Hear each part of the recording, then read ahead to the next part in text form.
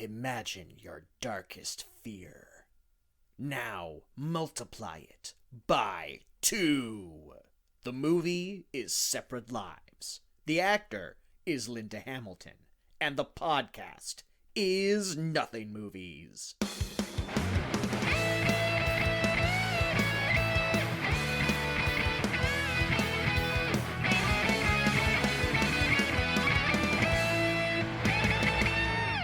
Hello, however you wish to self-identify, and welcome back to Nothing Movies, where we ask the question, the f*** is this? It's the podcast where we go through an actor's filmography and choose 3 of the most anonymous and culturally untalked about movies that they've made and decide whether or not they've got a certain something or if they're just a whole lot of nothing. I'm Kaz Lesgard. Yeah, that's right, you are. And I'm Jameson. And that's also right, too. No last name necessary. This is It's like Beyonce. breaking news. No, wait, she has a last name. He is labeling himself as Jameson Beyonce. Yeah. Which is a good moniker. Jameson Beyonce? Yeah. Damn, yeah. I mean, no one else is. Sounds pretty to do ritzy, that. actually. It's pretty nice. Yeah. I mean, no one's going to accept me as Jameson Beyonce If you with a name force like them that. to. JB, I think Hey they'll man, call me what that. did I just say? However you wish to self-identify. Okay. If you want to go as Jameson Beyonce, who am I to take that away from you? You know, these 36 years on this world has taught me that, like, no, I'm doing okay as Jameson Rafter. Let's not upset the apple cart here. Okay, well that was short. That was a short tenure. This remaining The king is dead, long live the king. This remaining episode, I think you mean the queen. Mm, When you take the last name Beyonce, you immediately become Queen Bey, whether you want to or not. okay. Yes, the rest of this episode will be in memoriam of Jameson Beyonce.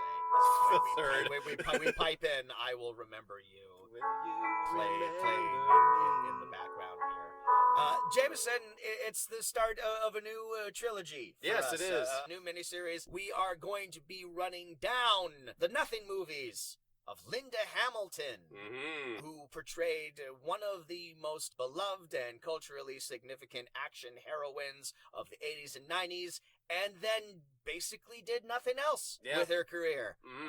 An interesting career to take a look at. Yeah. You know, as a contrast to the 2 careers that we looked at previous to this, I did sort of mention this on the last episode, but I feel like Linda Hamilton is a really interesting career for us to look at right now, because like Mark Hamill, she's the star of a major science fiction franchise and then kind of did nothing else with her career. And of course, that action franchise was also the one that made a star out of Arnold Schwarzenegger. So there's a lot of bleed over from our 2 previous subjects. Yeah.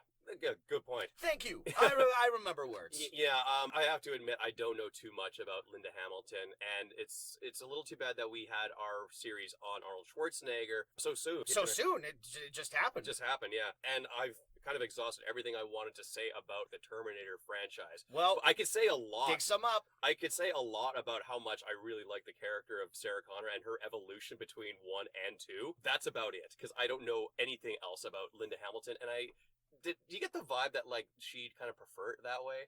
Is she, like, one of those actresses that doesn't really seek the spotlight? I mean, we'll get into it. Okay. Yeah, she's had a fairly muted career. I think there was definitely a period when we run down her filmography where we'll see that she was taking a stab at being a big marquee idol. She definitely was attempting to go off of the popularity, certainly of Terminator 2, which was the biggest movie in the world at the time that she came out, and she was the secondary lead of it. So certainly after Terminator 2 came out, she was attempting to make movies that would make her more of a name, but there's definitely a period where she probably focused a little bit more on family life. Who knows? Who knows? There's very little I know about Linda Hamilton. I don't know. Here's the She's an open book to me. Well, no, she's not an open book, but she's a subject I know next to nothing about. Which I think is we're going to keep falling into when we do these episodes. We're not always going to do the super famous people. We're going to sometimes take a look at careers that are maybe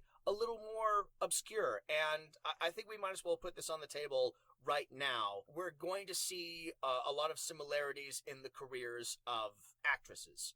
Just the fact that women in Hollywood have much different career trajectories than men do. With a few, like, notable examples. Like, if you are a Meryl Streep or someone of that caliber.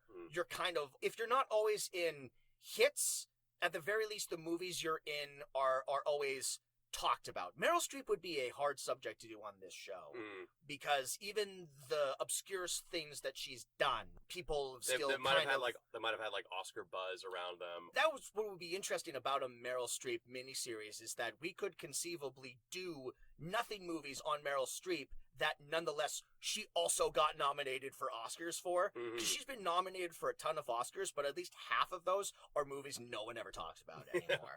So that would be interesting. But we're not talking about Meryl Streep, we're talking about Linda Hamilton, and the movie that we're starting off this trilogy is 1995's Separate Lives, an erotic thriller, which is a genre that we don't see much of anymore, but certainly in the 80s and the 90s, it was one of the top genres.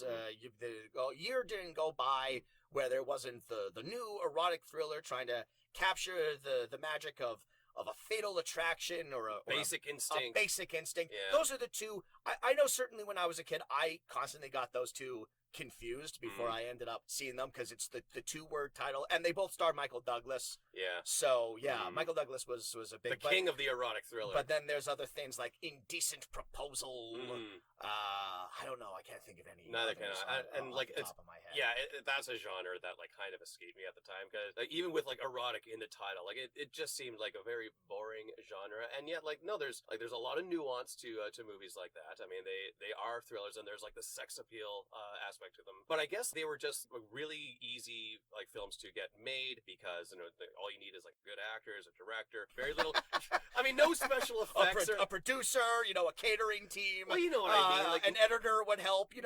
Movies. Like, you didn't have to go to like exotic locations. You didn't have to have a massive special effects budget. Like, they seemed to be like really boilerplate movies to make, and to make quite easily and quite quickly, and you would guarantee a return. Sure, and they were easy enough to make that genre sort of got flooded in the home video market, of which Separate Lives is 100% one of them. This is not a movie that ended up in movie theaters. This is one that went straight to VHS.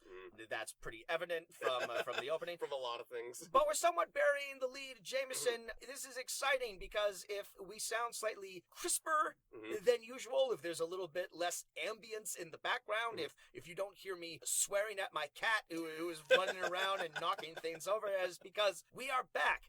Finally, we're back, baby, in Podstream Studios, the first time since September 2020. God, that's how long it's been since we were back in here. Wow, I knew it had been a while. I didn't know like an entire year had passed. God damn. Yeah, absolutely. Yeah, feels good to be home. It feels good to be home. It looks a little different. They've sort of moved some things around. They've been busy. They haven't been like just like sitting on their hands. But we're back in the studio, and yeah, it's nice to be back, and hopefully we can make this our home for the foreseeable future. That'd be knows? wonderful. Knock on wood. We'll see what we can do. But it's nice to be back. Mm-hmm. All right. Yeah. So shall we get into the career of Linda Hamilton? Yes. Let's run this down. So, Linda Carol Hamilton, born in Salisbury, Maryland. Father was a physician who passed away when she was 5. Her mother remarried a police chief. She had 3 siblings, including an identical twin sister, Leslie, who appeared in a few scenes in Terminator 2, most notably one where the T-1000 imitates Sarah Connor, and they had to be in the same shot together. So when you see that, that's not special effects or splat things. That is literally just her identical twin sister, and they're in the same scene together. Leslie sadly passed away in 2020. Oh, which is there's a lot of condolences death in this run up. It's gotta be rough when your identical twin passes away. That's just sad. I imagine it feels like you're losing a part of yourself. I don't know. I'm down a stand-in. Nice. I'm sure that was her first thought. I'm sure that was the first thing. It's all like, oh man, it's gonna be hard when we make Terminator 7 or whatever fucking one we're up to now. Yeah, it'll be like that thing in Fargo season 3, and I know that's a bit of a reach, but where the identical twin of Ewan McGregor's character goes into the bank trying to impersonate him to take out all his money. How does that work out for him? Like this? Are there comedic misunderstandings of a dark nature? Yep. Oh, there we go. I mean, it's the Fargo series. It's the Fargo series. Hamilton claims her family was very boring and voraciously read books during her spare time. She studied acting in Maryland and New York and attending acting classes taught by Lee Strasberg, director of the Actors Studio. Oh. Her first break was as a lead in the short-lived TV soap opera Secrets of Midland High alongside Lorenzo Lamas. Oh. So, yeah, I did a little bit of diving into Linda Hamilton's backstory to see if there were any juicy nuggets I could dig up, and no, she just seems like she had a normal childhood and is a nice lady. It's not much to How scandalous. How scandalous indeed. All right, so now let's get... celebrity that doesn't have, like, a turbulent life? My goodness, what are we going to do with this entire trilogy? No turbulent juice over here with Linda H. Mm-hmm. Yeah. Lady Hamilton. Lady Hamilton, that's what we'll do, yeah. All right, let's take a look at the truncated filmography of Linda Hamilton. Okay. I've taken out a lot of TV movies because after a certain time, after the 90s, she basically exclusively worked in TV movies. Okay. So if I mentioned all of those, we'd be here all day. Sure. Moving forward with these filmographies, I will eliminate some of them. Okay. Just because it does take a while. It does start feeling like, okay, this is the part of the time where we just read an actor's IMDb page. Yeah, it's true, but I like doing that. I kind of live on IMDb regardless. I've noticed. It's sort of built into my brain at this point. I should start making some money off of that in some way. Like, just start getting... How I don't would you know. possibly I make need to money get off into, of that? like, bets with people where it's like...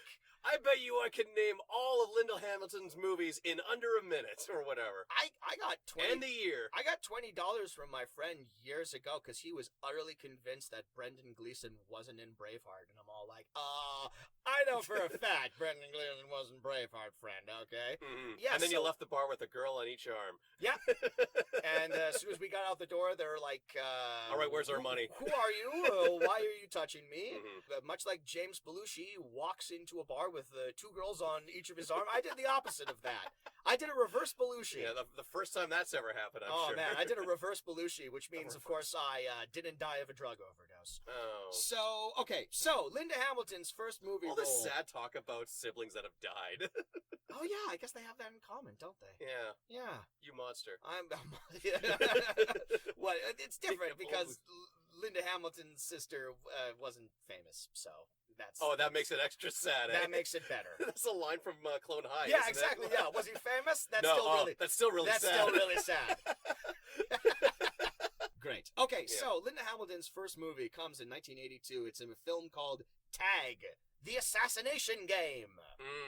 A group of college students play a game of assassination tag using suction cup dart guns until someone starts playing for real.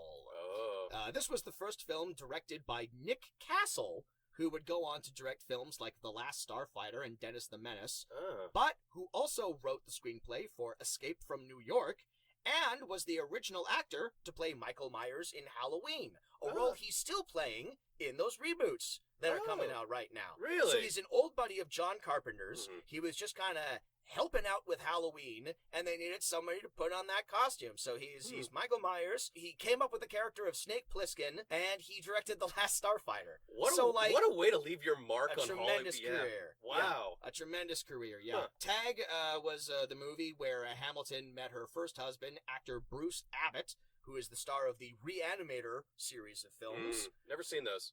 Oh, man, the first Reanimator is so good. You can skip the sequels, but Okay. Okay, so 1984 Mm. is a huge year for Linda Hamilton. She does 3 movies, 2 of which are the significant movies in her career. She does a movie in 1984 called The Stone Boy from the director of Young Guns. This is a sad drama about a family coping with the death of a child. Stars Robert Duvall, Glenn Close, Dean Cain, Wilford Brimley, and an uncredited cameo by Tom Waits. Wow. An amazing cast for a depressing movie that I don't want to watch. Okay. But she's in that. But more importantly, she's also in Children of the Corn, a movie that I genuinely forgot she was the lead of until I started looking up her IMDb filmography. Right. A movie I've never seen. Okay. Have you seen it? Nope. Nope. But it's... There's a lot of famous movies that I haven't seen. But I'm trying to remedy that, Yeah. but yeah. But it's like, Children of the Corn is interesting because it's not necessarily known as a good movie, but it is, within the works of Stephen King, like a significant movie. Like it has entered the pop culture landscape. Like people know what a Children of the Corn is. Okay. Like a creepy kid, you know? Like it shows up in like South Park and stuff like that. It's one of those things where like cultural osmosis, you get it. Sure. Yeah. Okay. Yeah. I think there's a corn monster in it. I'm not sure. There's like, look, there's no joke. There are 10 sequels to the Children of the Corn franchise. Wow. So there's a corn monster in one of them. I guarantee it. And I base that on not having seen a single one. For 10 movies, one of them has to have a big cob of corn running around chasing people. It's gotta be. Okay. I'm just guessing. But, you know, so she did that. And then also in 1984, she did a little movie, possibly you've heard of it. It's called The Terminator. Yeah. Which we are back to talking about The Terminator. We have already talked about The Terminator. There's not much to say. Yeah. But yeah, of course, that's the beginning of Sarah Connor, it's the beginning of something big. And it is the role that she is known for playing. It's the role I know her from playing. It's the role everyone knows her for playing. If she didn't have it, no one would know who Linda Hamilton was, and we would just be sitting in here talking about nothing. Terminator, of course, is where she would meet her eventual second husband, James Cameron. They did not get together immediately on that. That was a relationship that developed over many years as the character of Sarah Connor also developed. Yep. I don't mean to constantly be talking about Linda Hamilton in the guise of her marriages and her relationships, because obviously there are more important things to talk about this actor's particular career, but it's certainly worth noting that she did eventually marry the director of the Terminator franchise. And it's James Cameron, you know. Also, it's James Cameron. It's hard not to bring that up. When was the last time you watched The Terminator? The first one? The first one. Years ago. Yeah. I'm not particularly fond of the first Terminator. Yes, I think we talked about this on Arnold. Yeah, exactly. Because I mean, and it's interesting because when you think of Sarah Connor, you think of the performance she gives in Terminator 2. You know, the action hero, the one where she's bulked up and where she had the dramatic physical appearance change. Yeah, she to went. her. Well, she went from being like the victim to being like the secondary action lead of that movie. I think she's better for it. I think she's a much better character. That's a more interesting character for it. That's part of what makes Terminator 2 so interesting. Yeah, is the evolution of the Sarah Connor character. And I would watch like an entire prequel to Terminator 2 of just like the events that happened to Sarah Connor while she's like living in the underground, you know, like where she like pursued by, you know, people at I mean, that exists. It's called Terminator: The Sarah Connor Chronicles. Sure, yeah. I mean, Which like, actually, before she had John Connor, or maybe when John Connor was like like way too young, like maybe when he's like an infant. I think like they made a huge mistake in like making Terminator 3 like setting it in a stage where Sarah Connor had already died. Like I would have loved to have seen like how Sarah Connor had like evolved since then. What she's like at that point. Well, the chronology of the Terminator franchise is one of the wackiest things in the world. I mean, like they are fully diving into multiverse parallel world nonsense going on here, which I mean, like makes sense when your franchise is about time travel and you're dealing with like different realities or whatnot. But anyway, we're gonna get to that eventually. Sure. So let's move on from Terminator here. So 1986, she does King Kong Lives. This is a follow-up to the 1976 remake of King Kong, starring Jeff Bridges and Charles Grodin and Jessica Lange, where Kong famously climbs the World Trade Center. Oh, yeah. Yeah. This belated sequel sees Kong get a giant artificial heart transplant and hooks up with a lady Kong. It is, by all counts, garbage. It was routinely... No figure. Kong gets a peacemaker, and then you just see some monkey sex. Giant monkey sex. It's definitely... I don't know if we see, like, full giant P and V. But then again, I haven't seen King Kong. Pass. Yeah, exactly. Yeah, that was the deal breaker for me. Yeah. I mean, that is technically another franchise that Linda Hamilton was Technically, in. yeah. Technically. Okay. 1987 to 1989, here's the other significant thing that I think everyone always forgets about Linda Hamilton. She's done a lot of TV, but most notably, she did the TV series Beauty and the Beast. Oh, with Ron Perlman. Yes, a 3-season TV show where she plays Assistant District Attorney Catherine Chandler, who falls in love with an underground-dwelling lion man played by Ron Perlman. Right. Again, I haven't seen this series, but it's quite popular. It has a big fan base. My mom loves that show. Yeah, well, it seems like it's a TV show made for moms. Yeah, yes. 1990, she's in a comedy called Mr. Destiny, which is her first team-up with the star of this movie, James Belushi. Okay. Belushi plays a man who gets to see what his life would have been like if he had made that winning home run as a teenager when he's visited by magical Michael Caine. Excellent. Yes. This seems like one of those movies that perennially always runs on TBS. Whenever you turn it on, it's not a movie I've ever seen, but it's a DVD box cover I recognize from 1,000 bargain bins at Walmart. It's just one of those movies that is always available for $3. I see. Linda Hamilton plays James Belushi's wife in that one, which is going to kick off a trend of her playing wives. Playing wives in things. Okay. Even though she's probably better than that. 1991, Terminator 2, Judgment Day. I think we've talked about that plenty enough. 1994, she's in a film called Silent Fall. An autistic boy witnesses his parents' double murder, and a controversial therapist must probe his mind to solve the case. This movie stars Richard Dreyfuss, John Lithgow, and introduces Liv Tyler. And it's from the director of Driving Miss Daisy. Hamilton plays, you guessed it, Richard Dreyfuss's wife. I see. Okay. 1997 is what I would argue the biggest movie she has made outside of the Terminator franchise and maybe Children of the Corn. So it's like a distant fifth in terms of Linda Hamilton visibility. Significance. It is Dante's Peak. Oh, right. 1997 volcano movie she made Pierce Brosnan. with Pierce Brosnan. Right. That is basically only notable for being a competing volcano movie in the year that Volcano came out. Right. And Volcano ate its lunch. Oh, really? Basically, yes. This is the least successful of the volcano movies. Yeah, I remember seeing that movie in theaters, and Dante's Peak? Yeah, and I very distinctly remember the scene where Pierce Brosnan breaks his leg, and they have like that really awesome practical effect of a broken knee, and it was like my first exposure to seeing like a broken bone in like film or like in real life. So I was like, oh, that looks awful and nasty. Like, no, thank you.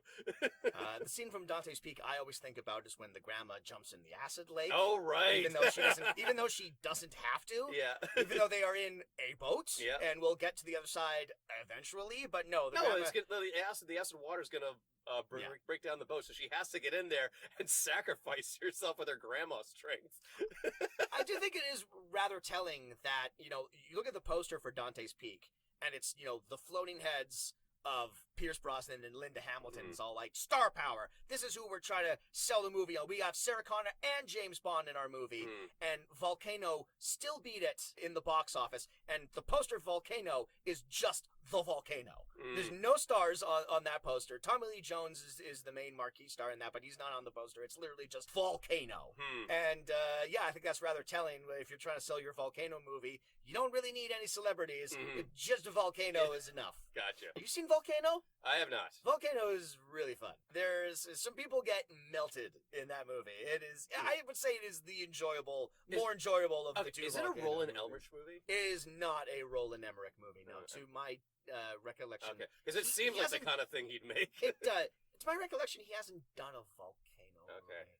Unless he snuck a Volcano movie into like one of the other destroys the world movies that he's made.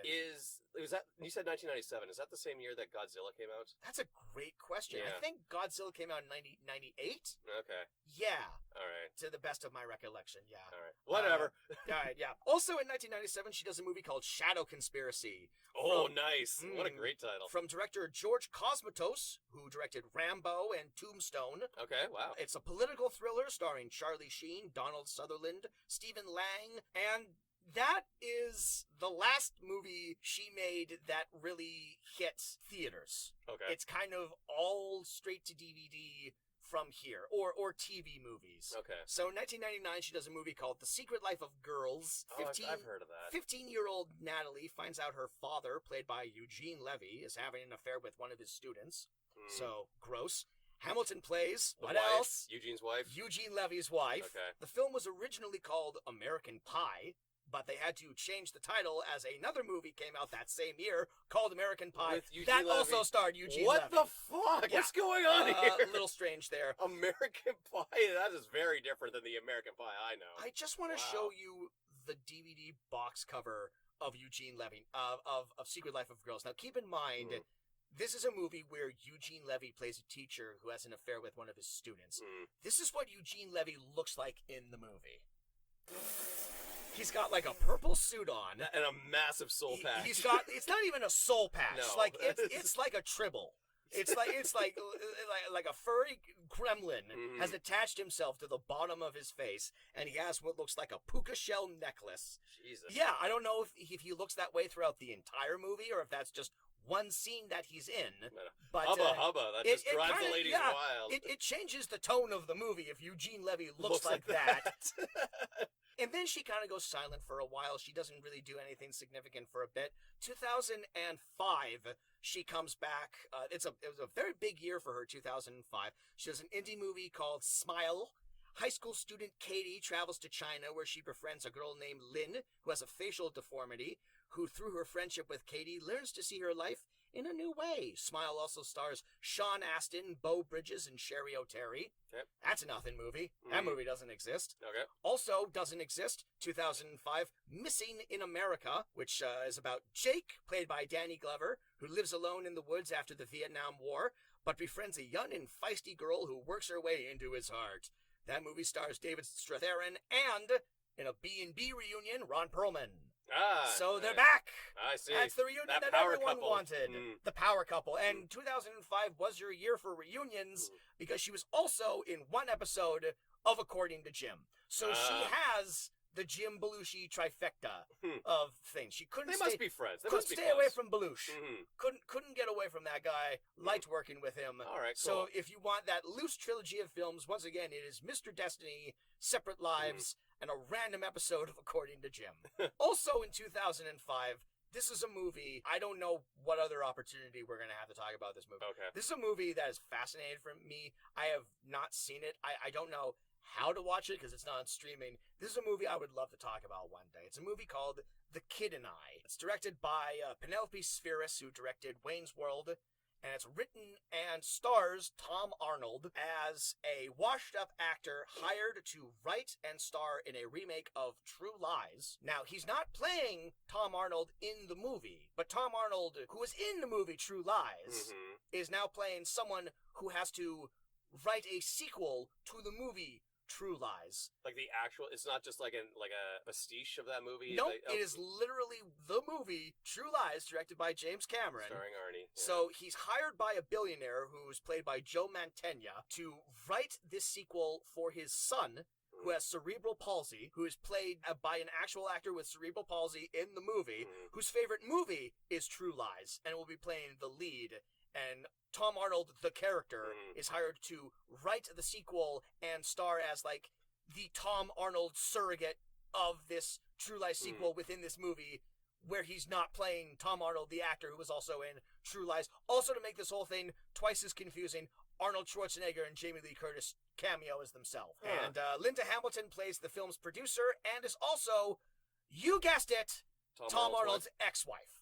So, for the tally, Linda Hamilton has been married to Jim Belushi, Richard Dreyfuss, Tom Arnold, Eugene Levy. Can we get Linda Hamilton some, like, slightly, like, better romantic leads, please? Yeah, she's a very attractive lady and probably doesn't need to be playing the long-suffering wife of, like, the schlubbiest people in all of Hollywood. Wow, what a hero. Moving on here. 2009, she has a... that sounds like a fascinating movie.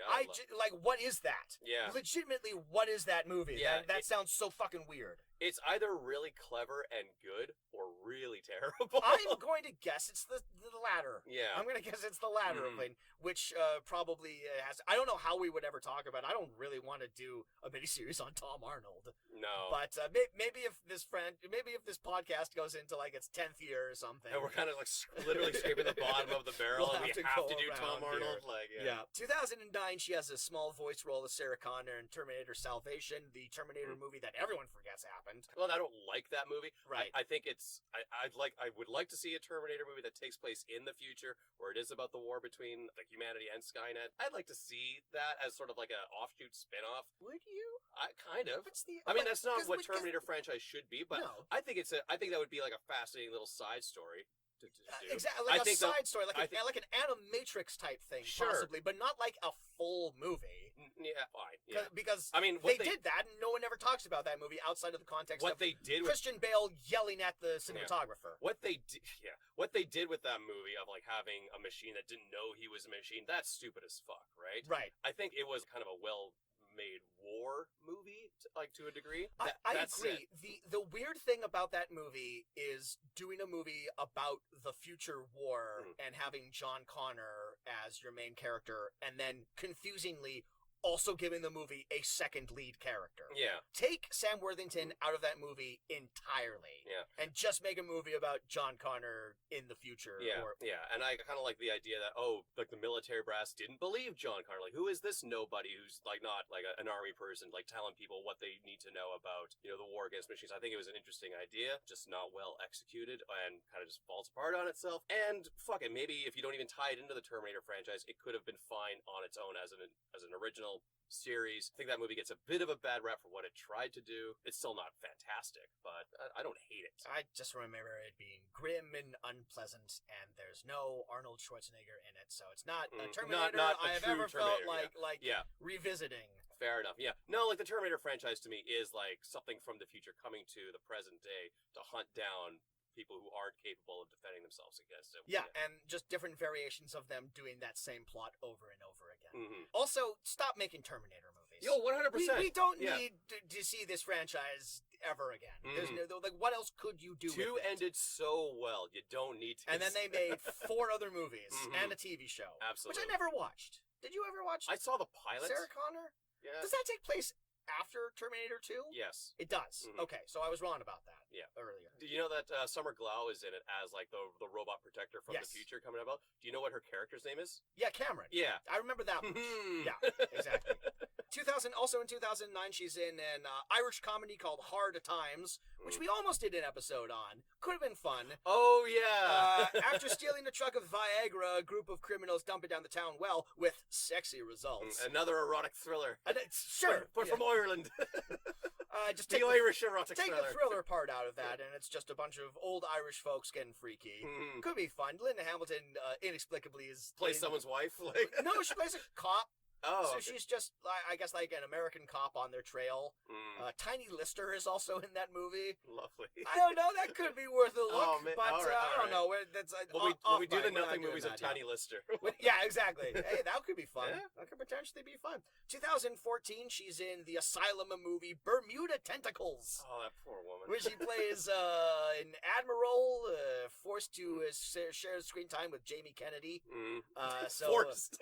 Yeah, as most of us are. Yeah. I remember when you like threw out like all these like suggested nothing movies for us to cover in our trilogy. I was reading through the list and I was like, that Bermuda Tentacles, let's just like put a pin in that one in case we can't settle on one of the others, because like whatever, we'll be able to mine some material out of that, but we'll like put that on the back burner as our safety. Sure, yeah. Who's to say? Well, who knows? We might do Bermuda Tentacle. We pretty much settled on it. If everything falls apart, we'll do Bermuda Tentacles. I'm just saying for you listeners, like that was sort of like, okay, we'll keep that one on reserve in case, we need like an understudy or something. Then 2019, she does a movie called Easy Does It, where she plays a bounty hunter named King George. Here's another movie poster I want you to take a look at, because Linda Hamilton is sporting some mad cornrows in that. Holy shit. A hairstyle she probably shouldn't be wearing, but then again, her character, I imagine, is probably a scum bum, so this would be interesting, I imagine. But also in 2009, she steps back finally into the role of Sarah Connor, capitalizing off of the success of the David Gordon Green Halloween movie, which brought Jamie Lee Curtis back as like a badass and everything, and everyone's all like, well, that worked. Why don't we try to do that with some other action heroines who haven't been around? That is the only reason that movie exists. Is because, well, that's my theory. Okay. Anyways, because that Halloween movie did so well, it was like, can we do this again? And the answer was, kind of. That's a pretty forgettable movie. Dark Fate. Okay. The most recent one. Oh, okay. The one that brings Linda Hamilton back. I mean, that's like the main thing people remember about that movie, is that that's the one comes back. That brings him back and starts playing with like the different timelines, because spoiler alert, that movie starts with CGI Edward Furlong getting killed by the Terminator a few months after Terminator 2 happens. So now Sarah Connor is just a depressed lady who is like keeping her ear out for like more Terminator things coming down and stuff. And so when that happens, when the new John Connor, who's a lady this time, starts getting chased by The new John Connor's a lady? What? yeah. Oh. Well, okay, no, sorry, I meant like What? the new like Messiah. The new person who's Okay. going to like lead the okay. rebellion against Right, the okay. No, it's not like a lady named John Connor. Not saying that a lady couldn't be called John Connor, because this is a feminist podcast. It could happen. Okay. I mean, it's just like, I'm never gonna see this movie, so like hearing like the half-remembered like piecemeal stuff I like am this. half remembering Yeah. this movie. I saw this movie in theaters, and I can only half remember like. Also, the Arnold Terminator that killed John Connor stayed on Earth and became like an interior decorator. Like they find him in a cabin and he has like a surrogate family and he's all like, I do drapes now. What do you think looks better, the green or the blue? That's literally everything. I'm not seeing that's this movie. literally Yeah, you're not everything I you're remember not- about Dark Fate. You're not putting this best foot forward here. Yeah. I'm not seeing this movie. I'm not And sold.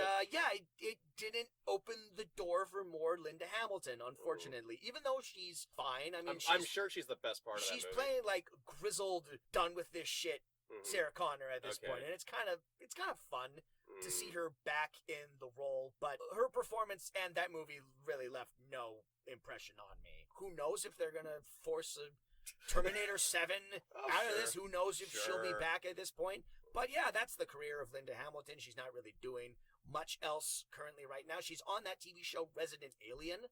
Is she? Yeah, which is filming here. Oh. So, again, we might run into Linda Yeah. Hamilton on the street. Like, who knows? I got a buddy of mine who had a walk-on role for that. I think he played like a caterer at an art museum or something. He had a scene with Alan Tudyk. There we go. Yeah. Lovely man. Okay. All right, cool. Mhm. Let's specifically talk a little bit more about what's the deal with this movie. Separate Lives is directed by David Madden, who is a television executive who has served as the president of entertainment for Fox, where Oh, he helped wow. develop Empire and Brooklyn Nine-Nine, and also the president of programming for the AMC networks, which include BBC America, IFC, and Sundance TV. God damn. He's currently the head of Berlanti Productions, who do all the CW DC Universe shows. So he's the executive producer on Superman and Lois. Yep. And he is developing the Green Lantern show, Gotham Knights, which is a show about Batman's sidekicks, Okay. I believe. Mhm. And also the upcoming live-action Powerpuff Girls show, which I'm sure will be great.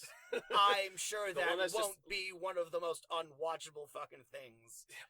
They're trying to do the whole Riverdale thing, right? Like they're going to make like Oh, a just gritty like an reboot. ironic fucking, Yes. like, Yeah, they're all jaded and bitter. Mojo and- Jojo's just a guy with a beret. Yeah. His other producing credits include Hand That Rocks the Cradle, The Out of Towners, Save the Last Dance, Operation Dumbo Drop. Oh. Big money. Yeah. Making that big Disney money. But this guy is, as I'm saying, he's an executive, he's a producer, he's an executive producer, Mhm. but he's not a director. This is the only other movie that he directed was a TV movie called A Part of the Family that has no synopsis on IMDb, but the tagline is "No one could ever love her like Daddy did." So, yeah, probably gross. All Probably right. a gross one. Yeah. And Use your imagination, folks. Yeah, so he did two kind of gross movies as a director. Yeah, this movie That one's has not some... an erotic thriller, too, is it? Let's really not. hope not. Let's truly hope not. This movie was written by a guy named Stephen Pressfield, who wrote the screenplays for, the aforementioned King Kong Lives. Mhm. So, I don't know, maybe the Hamilton connection is there. Mhm. He also wrote the Steven Seagal debut film Above the Law, a movie that I know you tried to pitch us doing on this podcast at one time, Free Jack. Oh, yes. Yes. Yeah, a little too well known. A little in, like, too the, well in known. the B-movie review circuits. And he also wrote the novel The Legend of Bagger Vance. He didn't write Oh. the screenplay, but he wrote the novel that the screenplay is based on. I see. So yeah, Huh. that's who we're working with here. Yeah, I don't know. Have we wasted enough time? I I don't know. think- Do you have like passing thoughts on The makers of this movie? Oh, I just remembered something. God, I should have put this at the beginning. Okay, I know how we can fill out some time. I have. This is going to be weird that this is the place that we're putting here in the podcast, but whatever. I've already dug myself a hole. I have a couple of corrections Oh, okay. from previous episodes Oh, okay. that I wanted to bring up. So I'll just right. like awkwardly insert this into this beginning portion of our Separate Lives podcast. This probably should have mentioned It that. probably should have mentioned. Probably should have mentioned that, Look, I made the theme song for probably should have mentioned that. We can't Can't toss use- it out. no, Even no. though we have changed It's too good the to format waste. Yeah. of. I agree. Thank you. It's the I best wasn't being sincere. It's the best thing I've ever done. That's fine. I have enough sincerity. No, I have two quick, probably should have mentioned that they are, interestingly enough, both wife related. Okay. So that's our theme of the episode: wives. We all got them. Some of us No, don't. I don't. Not that I know of. But like we all come from wives. That's not true either. I don't know. Wives, they exist. Sure. And Let's go here with we that. are, and we're going to talk about a couple of them. So, on our Slipstream episode, I incorrectly gave credit to the classic song "Mercenary Man" to Mark Knopfler, Oh yes. and you I realized a little too corrected late. me. It's David was, Knopfler. It was David Knopfler, Yeah. because I mentioned that Mark Knopfler was married to the lady in Slipstream. Now, in my defense, when I looked up Dire Straits on Wikipedia, Mark Knopfler is the lead singer of Dire Straits, and David Knopfler is the backing vocals and rhythm guitar. So, as all like, oh, an original song. I assumed that the singer of Dire Straits did it, but no, it was a solo project for the rhythm guitarist. Whatever. I'm sure he was at the wedding. Yes, I'm sure he was there. Yes, and he's the brother-in-law of the actress from Slipstream. So there you go. It all works together there. Whatever. This is just Sure. this is another excuse for me to just drop Mercenary Man In the background here. Yeah. You're welcome. You're welcome. Yes, The David, violence of that. David Knopfler, I believe, is married to a art historian. So Oh. there we go. Okay. And the other thing that I wanted to bring up, also wife-related, I mentioned in the comic book, the movie episode, that Tom Kenny in that movie, his wife is played by Jill Talley, who's also a voice actor. What I didn't know at the time is that Jill Talley is actually married to Tom Kenny in real life. That is his real wife in the movie. His real life wife. Yes, Okay. and she's also a voice on SpongeBob SquarePants, where she plays the wife of Plankton. She's Plankton's computer wife, Karen. So there you go, wives within wives. So that was probably should have mentioned wife. Probably should have mentioned Wife. Rob. Thank you. And now Who I are you feel like thanking? myself. Okay, well, good job, I'm Kaz. patting myself on the back for that amazing podcasting that I Yeah, should have mentioned well, before we got into You're gonna all of nominate this yourself Linda for some Hamilton kind of stuff. humanitarian podcaster award or whatever. All right. Now we've truly wasted enough time. All right, so let's take a break here. We'll take I had one for this. Perhaps a Terminator poo? Fudgment Day? Oh, come the fuck on. What are you talking That's about? what we're doing. We're taking, Awful, like real reaching puns for we're our taking a break. pee breaks or We're- whatever. This one has to be a number 2 break. We have to leave the studio. We both have to squeeze out some logs. Yep, this is what our And we'll see podcast who's is. still listening. This is what our podcast has become now. Mhm. No, we'll take a break, and when we come back, we'll dive We'll right talk about the into film. Separate Lives, Yeah. which is the name of this movie that I I constantly bet you can't wait, folks. have to remember. All right. I'll be perfectly honest. I watched this movie on Tuesday.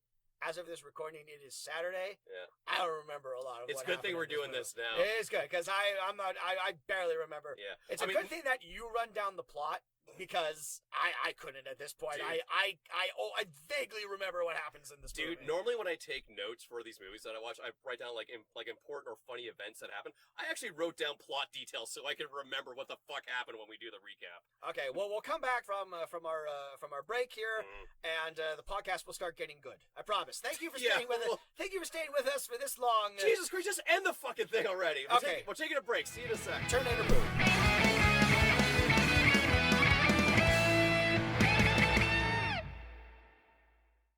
For today's charity shout out, I want to talk about Sri Lanka, whose citizens are currently in the middle of massive protests over their current government, and in particular, the family that is running that government, the Rajapaksa family.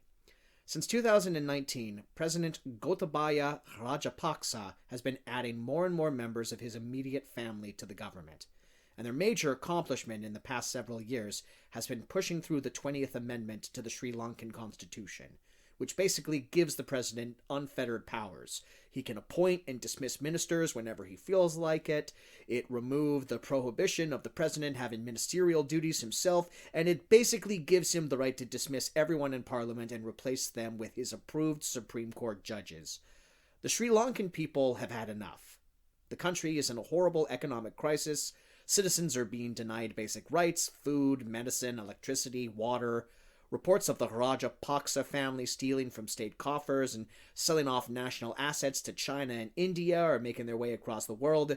And then there's the history associated with the Rajapaksa family and the murder of Tamil citizens during the Civil War. While the Sri Lankan people fight for their independence and the removal of those in power, it's important for us to learn more about the situation. You can support the people of Sri Lanka by signing the Change.org petition started by Onali Gunasekara, apologies if I mispronounced your name, to have the family denied extradition and face punishment in their own country. And if you're looking for a Sri Lankan charity to donate to, you can visit Global Giving and donate to a variety of good causes, such as COVID-19 support, saving forests, donating to hospitals, and other good causes. The link to both of these websites can be found in our show notes, so please consider showing your support however you can.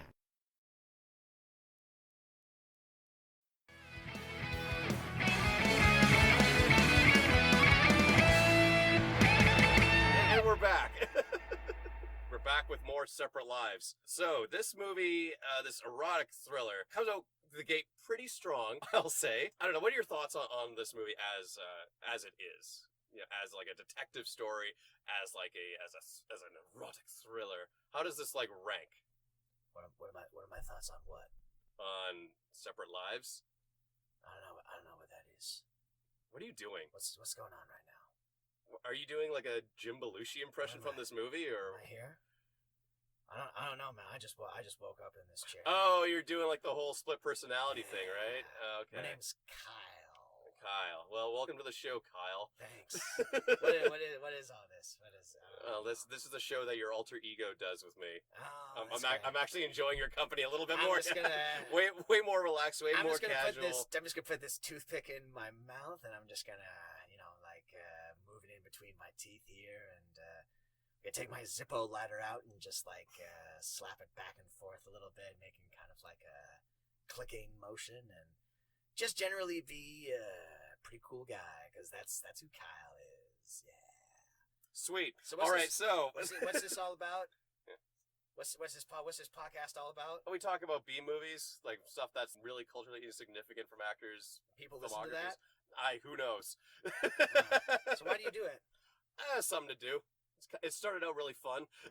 It's a fun way to kill an afternoon. You know what I like to do? What do you like to do? I like to drink beer. I like to get into bar fights. Mm. I like to have lots of copious sex with big-breasted women. Because I'm Kyle. Okay, cool. I'm cool that. Whoa, my God. Oh, what happened? Where'd Kyle go? What happened? I just like. Wait, who's Kyle? Oh, and scene. Please let that be seen. What? I don't know what you're talking about. All right, you really want to continue? I just blacked out for like a solid 3 minutes, and you're not being a good improv partner. You're not being very understanding, but no, not improv. What are you talking about? Okay.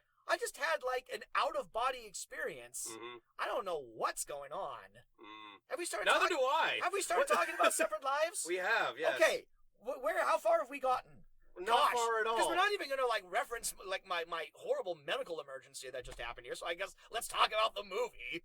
So yeah, what happens in Separate Lives? Exactly what just happened to me just now. I was Well, living. I wasn't present for that. Oh. So can we move on, please? Can we move on? Can we be professional? Please? Can we move on, Kaz? Can we move on? Can we move on? I don't know. So Separate Lives. Yes. Jesus fucking Christ, dude. You gotta warn me when you're gonna pull this kind of shit. I don't know what you're talking about. Oh, fuck off. I just got here. Okay. All right. Well, why don't So Separate Lives. for your comfort, why don't you recap what goes on in this movie? Oh, we're flipping it. Okay, What? so it opens at a party. It opens at a beach party, some Yeah. sort of like beach event. Mm-hmm. We meet a character named, what's her name? She gets murdered. Oh, So she's not a significant character, who but did I write down? I'm usually pretty good at I writing don't down know. the names So of she's like some characters. sort of like attorney or whatever, and she's at a Overseeing a party, case, yeah. and she leaves the party with her man friend or whoever, and they're walking on the beach, and she casually mentions like, I'm thinking of reopening this case, and it's all like, hey, we don't need to go back to the party, and they start getting a little frisky on the beach, and the erotic part of this erotic thriller is starting immediately, but then the thriller part kicks in because she immediately gets shot by an unseen assailant. I love that. That is like the quickest turnaround time between when a character is like, "Oh, I'm one day left for retirement. Isn't it such a beautiful day? I love being alive," and then an immediate death. That happens within like the first 2 minutes of this movie. Do you know what I love? I love it when opening credits start and then like they just like go over the action that you're seeing here, and then someone gets shot or kills, but it happens in between the writer and the director credit. Yeah. Like she's lying on the beach and there's like a pool of blood and her boyfriend's all like, someone call an ambulance, and then Written by directed by David Matt, and that's when it comes in there. It's Yeah. all like When you're that's where you put the director credit. when you're just like shocked and like laughing your ass off. You're like, "Oh, who wrote this garbage? Oh, this guy."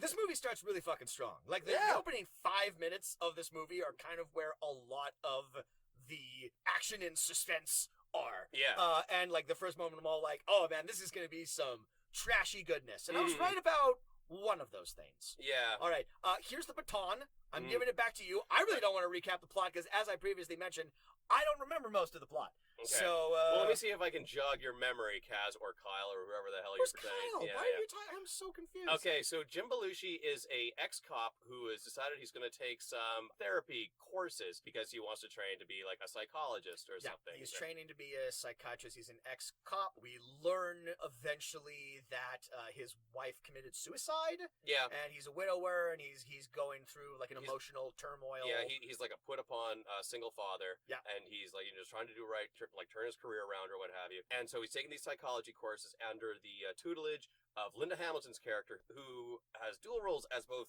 Laura and Lena. Ooh, spoiler. Yeah, so Dr. Laura is a psychology professor. She's like teaching all these students, and one day before class, she gets a phone call from her friend, Dr. Ruth, who's somebody. Isn't she like the sexologist, Dr. Ruth? Oh, I never even thought about that. But Yeah, no, yeah. this is not. Not the sexologist This calls is her. not like literally Dr. Ruth. Yeah. Dr. Ruth does not play Dr. Ruth in All this right. movie. No, Dr. Ruth in this, I'm just going to call her Dr. Ruth Yeah. from now on. She's barely a character, unfortunately. I did worry she was going to come back. No, she's played in this movie by Vera Miles, who is classic actress of the 60s and 70s. Most notably, she's kind of the second lead in Alfred Hitchcock's Psycho. She's wow. Janet Leigh's sister, who goes to investigate her disappearance after Norman Bates kills her in the shower. So the second half of Psycho is her movie. Interesting. Basically. Wow. Yeah, and okay. she's kind of in, what else? She's in films like The Man Who Shot Liberty Valance and like other old westerns. Kind of like a classic actress of that era that is really kind of known for like maybe a handful, sort of the Linda Hamilton of her day, because she did show up in Psycho 2. So Cool. yeah, there's like a little parallel there. She's in two fucking scenes. Of this It's an movie, so extended it doesn't really- cameo. yeah. She has it's weird because the credit, they should have given her and Vera Miles, but weirdly she's the third billed actor for a role where she really has nothing to do. To date, this is Vera Miles' last movie, and I say to date because inexplicably Vera Miles still alive, Cool. still with us, still Anyways. like 92. Anyways. Okay. This is what you do. This is what I bring the context, and you annoyingly try to get back on track.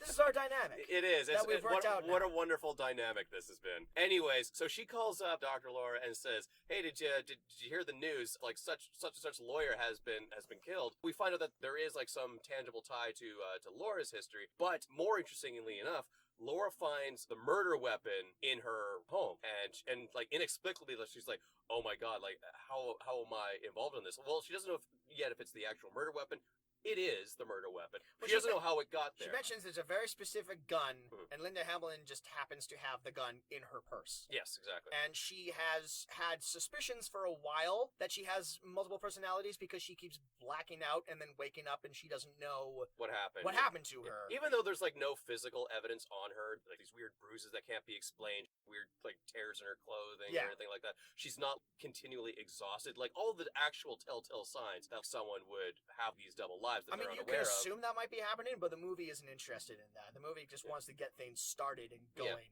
I mean, but we're burying the lead. But unknowns to anybody else in the entire movie, she has like multiple personality disorder, and she is still like a working psychiatrist. And this So movie treats multiple personality disorder like a cartoon. very, very respectfully. Yeah, I mean, it doesn't. It's a step above like a bowling ball falling on her head, and she becomes a different person each time. I mean, who's to say that isn't how it began? Yeah. You know, that's just like a scene that we didn't get to see, like a little when she was like a little girl. You know, like an anvil dropped off like a second-story window, Yeah. and that's where her dark passenger Yeah. comes by. I have to say, I watched this movie back. I watched this movie, and then after it, I watched the first episode of Moon Knight. Oh, I'm yeah. all like, okay, it's like I didn't mean to watch two movies about multiple personalities back to back, but that's how my evening. This is the theme ended that we're up. on now. Yeah. It's apologizing to wives and split personalities. So she goes to. I'm very sorry for the record. So she goes If you to. are a wife or you have multiple personalities, I apologize. And if you have both, woof. Anyways, that's not nice to say. Anyways. So she goes to Jim Belushi because, like, she knows that he is an ex. Sorry, we gotta talk about the scene before that where she is doing the psychoanalyst of the woman, the cutter. Right. Because Yeah. like that is within the first 5 minutes, and that is like the first scene where I'm all like, "Fuck, is this movie going to be awesome?" Yeah. Because she is. She's a psych patient, and she has Yeah. like the one-way mirror. Yeah, with her, and with Jim her Belushi students. and the other psychology students are on the other side of that one-way mirror, and they're observing her meeting with this woman, Darlene, who is immediately antagonistic, and Linda Hamilton is just very cool and icy. And Yeah, like, nothing it's can meant bother to. her. Yeah, I think that's meant to show you that Dr. Laura is a good and competent psychiatrist, and the cutter woman herself is just like, oh, I've had so many like sexual partners, I could fill up Dodger Stadium. I bet She you've says, "I never can even fill fucked or anything. Dodger fucking stadium. Oh, my apologies. It's very important. It's that fuck is very important. It's right there on the marquee when you go into Dodger Stadium. It's Dodger fucking Stadium. Yeah, well, they renamed it famously in 1995 because the outcry of this movie. She also, when Linda Hamilton asks her, why do you cut herself, she says, pain makes me wet. I don't know, these are all just like lines that I wrote down because I'm all like, is this movie going to be awesome? These are some of the only things you remember about this movie as like coming up pretty strong, yeah. So then Darlene throws the chair at the two-way mirror, grabs a shard of glass, and like immediately starts cutting Linda Hamilton's neck. Yeah. And Linda Hamilton is just like ice cream. She's just like, you're acting out because your mom made you wear a spiked retainer so you wouldn't suck your thumb, and your dad tucked you in every night. I'm all like, okay, this is getting trashy. This has turned into a trashy movie. Oh yeah, and I'm here bottom for of the it. bottom of the paper cups level psychology and everything. Jim Belushi wants to rush to Dr. Laura's defense because he has a crush on her. Or it's just she's being attacked by somebody and he's a police officer. So. True, but he also does have a thing. Well, for, as his daughter tells us, this is one of those movies where like the precocious teen daughter is more perceptive of the adult relationships semi early on, and like really wants her dad to go for the relationship. Yeah, that classic trope. Yeah, the kid's smarter than the grown up. Yeah. We should, since we're talking about the daughter, we should mention the daughter played by a very young Elizabeth Moss. No shit, really? Yeah. Oh. Did you not get that? No. How did you not get that? I don't know. I don't know what a young Elizabeth Moss looks like. Do I even know what the adult Elizabeth Moss looks like these days? I don't know. Elizabeth Moss, okay, this is what, because I knew going into this Elizabeth Moss was playing the daughter, and I'm all like, I don't think I know what Elizabeth Moss as a kid looks like.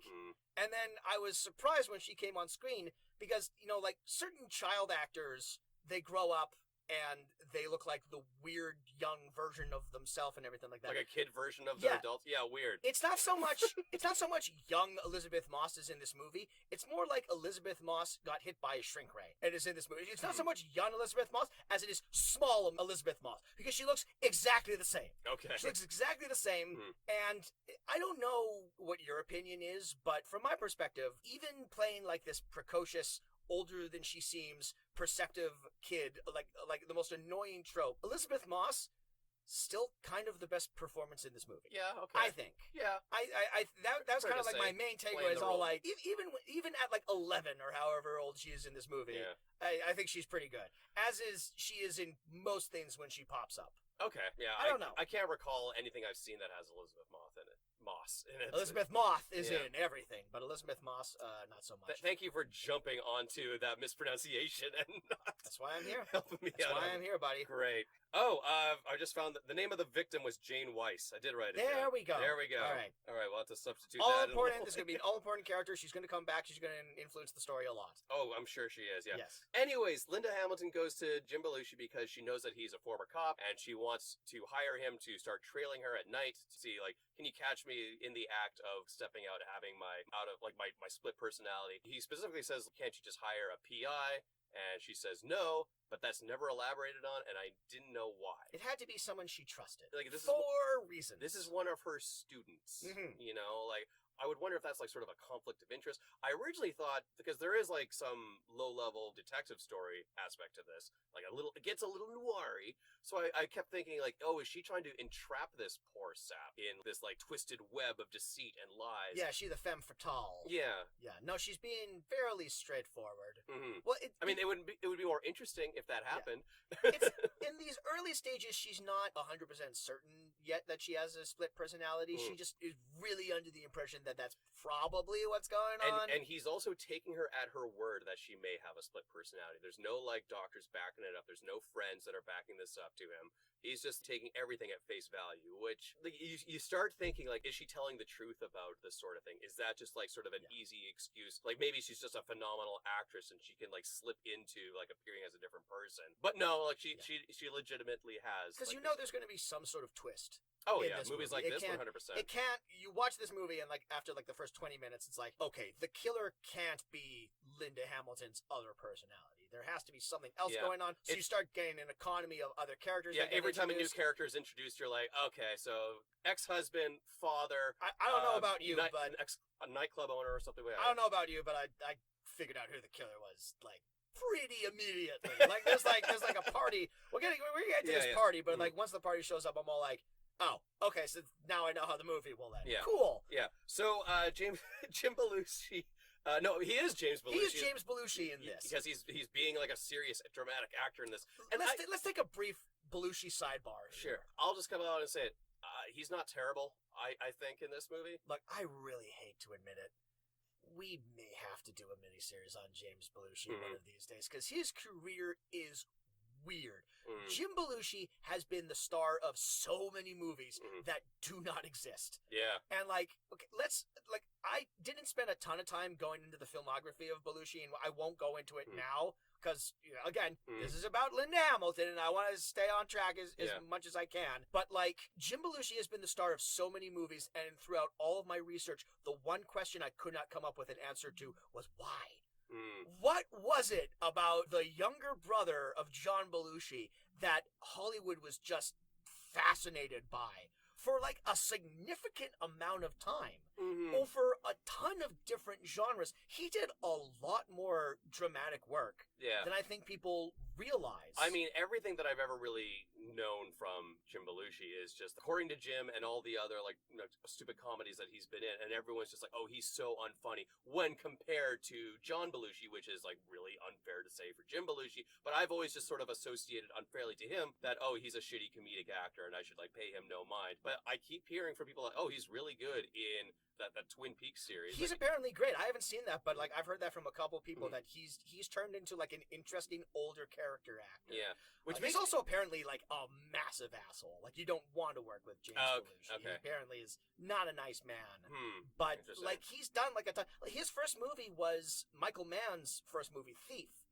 So like he was doing dramatic stuff out of the gate. Yeah. And then I think fairly early on in his career he had a brief tenure on Saturday Night Live. That's right. Largely because I think the producers were all like, well, like one Belushi There's is as two good. of them? One Belushi is as good as another Belushi. Yeah. And then look, I do feel like and then a it little kind of bit segued into like, oh, we need a sequel to Blues Brothers. Hey, we got his brother, his like less chaotic, less funny brother. And then that was just like, oh, people are just immediately soured on this. Well, James Belushi wasn't in the sequel to Blues Brothers. That was John Goodman.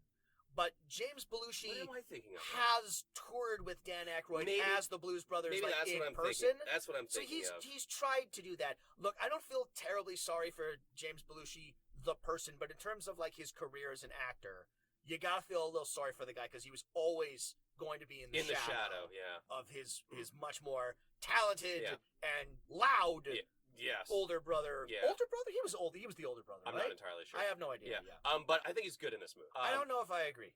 Oh, okay. I found him to be kind of dull and kind of distractingly bad. Kind of under level. Mm. Yeah. It is hard because like the persona I attribute to James Belushi is he's kind of like a less successful Tim Allen. You know, like the dad, like the sitcom dad. I don't know why. I guess I just so attribute him to According to Jim, which isn't a TV show I watched a ton of, but I definitely watched a handful of episodes here because it was always on. I don't know. I think there are scenes where he's like talking to fellow police officers where I think it comes off very natural. There's a scene where he is like the put upon father with Elizabeth Moss, and I thought he's doing those scenes quite well. I think it's just like casting him as a detective, like the scenes where he's in the nightclub undercover and he's still dressed in like his Dockers and his tucked in shirt. Yeah. They didn't do any like the people behind the camera didn't do any favors in making this guy actually seem like an ex-cop. He just kind of looks like, like a suburban dad who's like looking for his kids at a nightclub. I mean, like mid-90s, that was like the panty dropper look, where it was just like, sort of like, he's got like that sort of like half mullet thing going on where like that, where like his hair is like quite high off the top and it's like, there's like a lot of it feathered in the back. Feathered and everything like that. And he's just like wearing very suburban dad type outfits and everything. And of course it meshes badly with almost every woman he comes across throwing themselves at him. Yeah. Jim Belushi is just like the peak of like sexual attraction in this movie.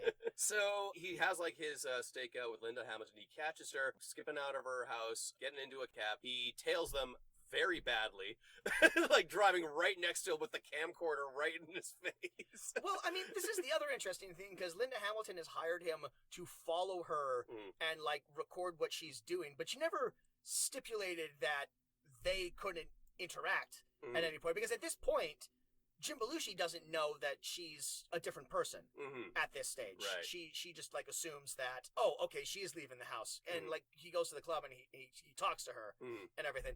I want to talk about this moment where Jim Belushi goes into the club. Because this is a moment that like really fucking confused me. So Linda Hamilton goes to this club and she goes in and Jim Belushi gets there slightly after her.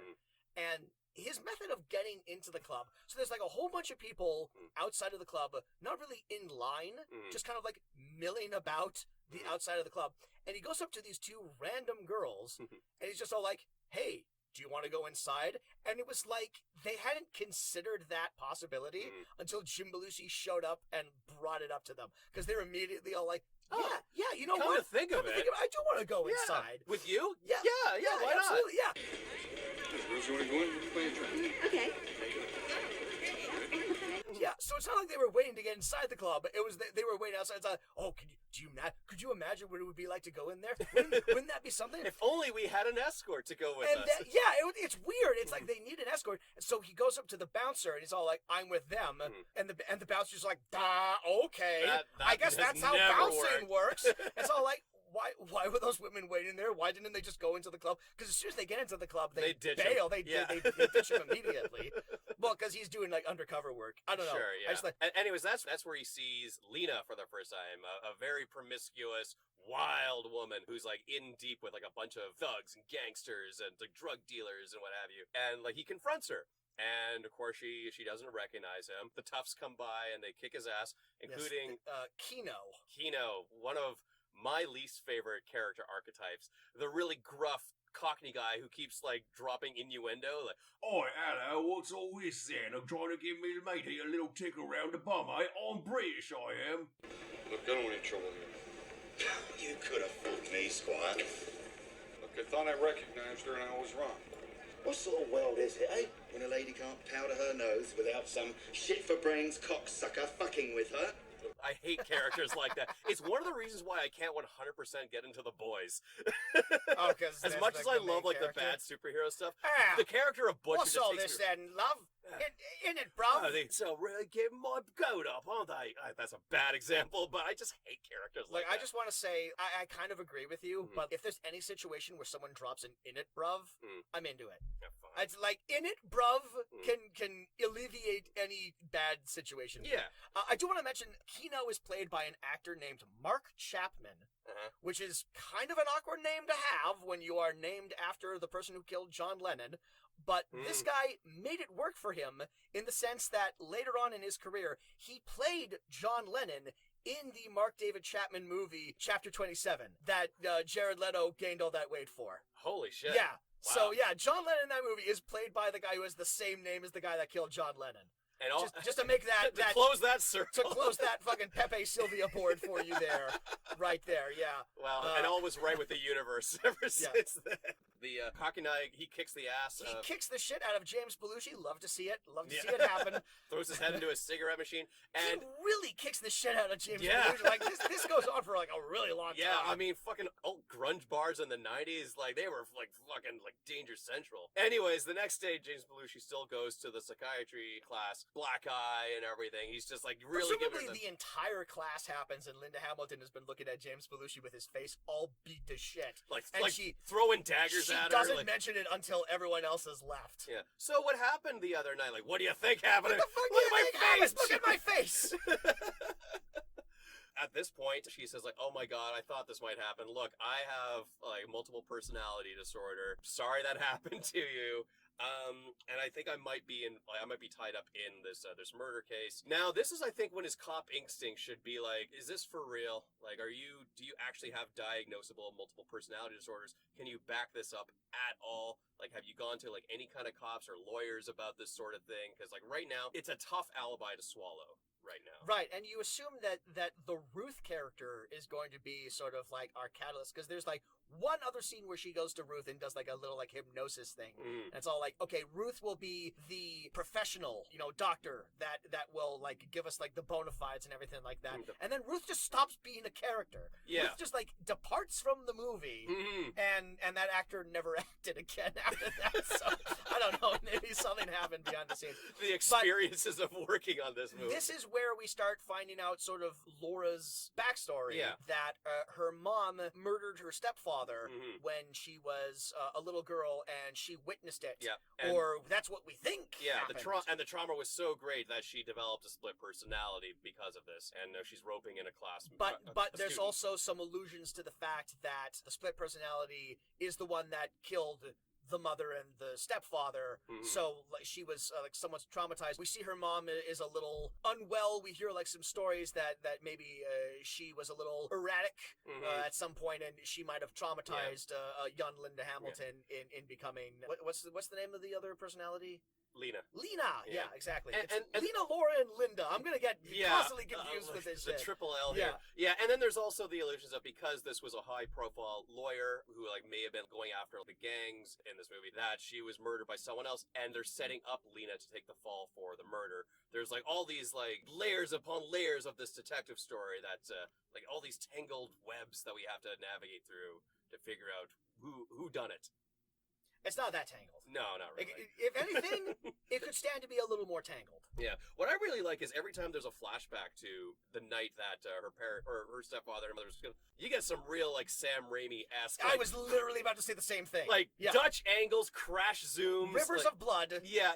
Splatter effects. It's kind of like, it's really jarring in this movie, but it's so cool. There's like I wrote down like at one point, it's like, is there a ghost? Because like there's this running motif of doors just like opening and slamming on their own, and that's not always happening in the flashbacks. That happens sometimes in like the main story too. So I'm all like, is this like a ghost murder? Yeah. I'll tell you one thing. I wouldn't see that coming. No. That would make it a much better movie. Yeah. Yeah. It would like perked my interest right back up into this movie following that awesome fucking opening. So she invites, like, on one of her, hey, come and watch me. One of his stakeouts. One of his stakeouts, she says, like, hey, I'm actually hosting a dinner party here tonight. For my father's new son. Yes. Because this was the moment, eventually I figured out what this family tree was, but I'm all like, what's going on? Yeah. So yeah, because I thought her mom killed her dad. But no, they divorced. Right. And now her dad is with a new family and has like a new baby son, even though he is like 55 Probably or something. Yeah, I he's mean, quite what, old. what did I fucking hear? Like Mick Jagger's youngest grandson. Okay, well, is Mick Jagger's older an than his anomaly. youngest son. Like, yeah. Mick Jagger had like a son born, I want to say like 4 years ago. Yeah, so like that's It's not out of the question. It's a real Cotton Hill type situation. I mean, you got to yeah. think this dad is kind of going for like the Mick Jagger vibe with the way he's like dressed like some he's got like the ponytail. avant-garde He's got the 90s ponytail. He's got the 90s ponytail, and it's so fucking Okay, awesome. so they go to this dinner party, Yeah. and this is where, Jameson, the remainder of this podcast will stay, because I want to talk about this dinner party for pretty much the entirety of the rest of this episode. This is the cornerstone of my argument. This insane dinner party, this is the thing that I picked up the most on this movie, is that no one in this movie universe seems to know how food works. I kept writing down like weird instances of happening. So James Belushi gets invited into this dinner party. He gets like dinner jacket from, we meet her ex-husband Charles, who is still very close yes, with Linda Hamilton. like he's like attached. He's like physically attached to her. That's how close they are. Like if you didn't know, if she didn't drop that they were divorced, I would assume they were still married in a loving relationship. Yeah, because they do. They seem to have like genuine like affection. a good friendship going on as well. So we meet Charles. Anyways, he's a suspect. He's a suspect, but he's like the biggest red herring you've ever seen. Like, there's no way Charles is the killer. And then we meet her dad, who's like an artist. This is the last time we see Ruth in the movie. But so like it's like a dinner party. This is like the first thing that I wrote down. I'm all like, excuse me. So it's like a banquet style dinner party where they have like a bunch of like hotel trays and everything. And they're serving whole squab, so you know that, like, these are, like, rich and, like, wealthy people. So, like, they're, like, filling up their plates with full tiny birds and, like, broccoli and, like, other things, but no one ever sits down to eat. Everyone is treating this like it's fucking finger food. And it's a tiny bird. What are you doing? No one is like walking around like eating squab with their hands like it's fucking charcuterie. Chicken wings or exactly, like chicken wings. But no, it's like full. It's not like you have to sit down at a table and you have to eat this with a fork and knife. I don't know why. For like what seems to be like a wealthy group of people, they never sit down and they just walk around. They like look at art and everyone just has full squab on their fucking plate. And I'm like, this is driving me mad. Someone sit down and eat this squab. This is not how this would work. This would not be how this works. And there were other instances of this keep happening throughout the movie too. He invites Linda Hamilton over to their house and they have a spaghetti dinner and she starts cutting her spaghetti dinner with a knife and fork. Yeah. And I'm like, that's the most insane thing she does in the movie. Is that, and then like there's another scene where he's making Elizabeth Moss like a sack lunch. Oh yeah, the single dad's sack lunch, of which consists of a handful of potato chips and a mustard sandwich. He throws a handful of loose potato chips into the brown paper bag, and then we are led to believe that he's going to put the sandwich on top of that? That's not how that works. That's not how any of this works. I don't know. This is my main argument for this movie, is no one knows how food works. Gotcha. In this movie. Like what? Elizabeth Moss is just going to get to school? She's just going to have a bunch of potato chip crumbs in the bottom of her bag? What's that gag from The Simpsons where like Homer makes the kids lunch? Like, what did you get? I got a playing card with a swab of peanut butter on it. That's where it came from. Simpsons did it. I wrote down, because like he's an ex-cop, he still has like some ties with his like cop buddies, and he seems to be on very friendly terms with the ballistics expert, who wants that Belushi dick, even though she's married. Yeah, just another woman who just like inexplicably cannot resist the charms of mid-90s James Belushi. Well, we're just throwing herself at him in like the least subtle way. And they mentioned that he's been celibate ever since his wife died 3 years ago. So like he's got that pent up, sexual frustration in him, like laying the groundwork for like the erotic part of this erotic thriller. 3 years. They're celibate and they're stupid. Use it or lose it. I can think of at least one volunteer. All you gotta do is say yes. It's not that it hasn't crossed my mind, it's just that somebody's husband might put a hole in my head. Or mine. Yeah. Thanks, Steve. If I need a volunteer, I'll let you know. Oh man, I know a little bit something about pent-up sexual frustration. Don't look at me like that. Don't look at me like that. You're seeing someone right now. You gotta get it out. I'm seeing multiple people. Hell, good for you, man. All right. Yeah. Oh, is this Kyle again? Of course. It's been Kyle the whole time. I've been Kyle the entire time. What are you talking about? All right. Oh, well, welcome back, Kyle. It's kind of a weird thing to welcome me back when I've been sitting across from you this entire time. But hey, well, I won't ask you. Kyle doesn't mind. I won't ask you this, Kyle, but I should point out that in the scene where Jim Belushi is just talking to his cop buddy, where they're laying out kind of a lot of exposition about the case, because this movie really tells, doesn't show, which is really bad for a detective movie. The chief of police kind of glares at Jim Belushi through a window during the scene. I don't know if he's on bad terms or not, but it was kind of noticeably distracting and hilarious. Kyle noticed that too. Kyle noticed that too. Right. That guy was giving that guy the evil eye. Yeah. And I kept thinking that was gonna. Kyle kept thinking that was going to be a thing, but never came back in a. Does Kyle just talk in the third person? Actually, no. Kyle, do you talk in the third person? It comes and goes. Sometimes Wonderful. Wonderful. Kyle talks in the third person. Sometimes he doesn't. Gotcha. So the ballistic match between like the gun that was fired by Lena that killed the attorney. They're like really wondering if whether like they're trying to frame multiple personality disorder person for the murder. And then Jim Belushi's like, okay, well, I'm going to follow up on some leads. And then it smashes cut to him beating the shit out of the Cockney guy in his home, beating up a naked man. Sorry, Jameson, I must have like blanked out for a moment because we were talking about the dinner party. And now we're talking about the scene where James Belushi is wrestling with the naked man in the shower. I must have I didn't get a lot of sleep last night, so okay. I must have just been like zoning out. So like I'm sorry if I'm just like not saying anything. Oh, I bet you're really sorry. Brief you're really periods of time because people want to, it's a podcast that they want to hear us talk. So I bet you're really broken up. I'm sorry, that. I'm letting you do like the majority of the conversing here, but no, I mean like this is where Jim. You're Belushi, letting me do the majority of the conversing. I don't think that's ever happened on our show. Well, there's a first time for everything, but Kino gets his, and like this, like we see him in the shower, and then Jim Belushi comes in and just like smashes it and beats the shit out of this fully naked man who is excellent at hiding his peen.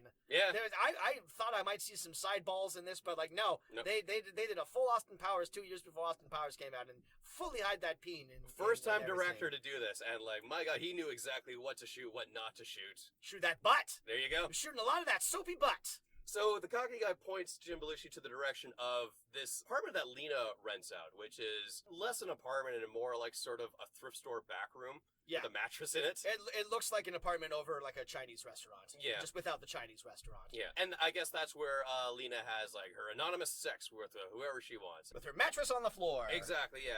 And she's like that's where Jim Belushi and Lena Hamilton have their first like real like heart-to-heart interaction. What does he say? He asks her point blank if she killed this person, and she says like, "Oh, I've killed lots of people."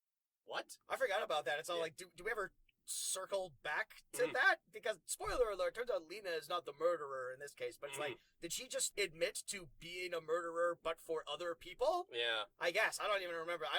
This is one of those things that I do not remember about the movie. It's one of those things that like they drop but they never really elaborate on. Good on you. Good. How many writers worked on this, you say?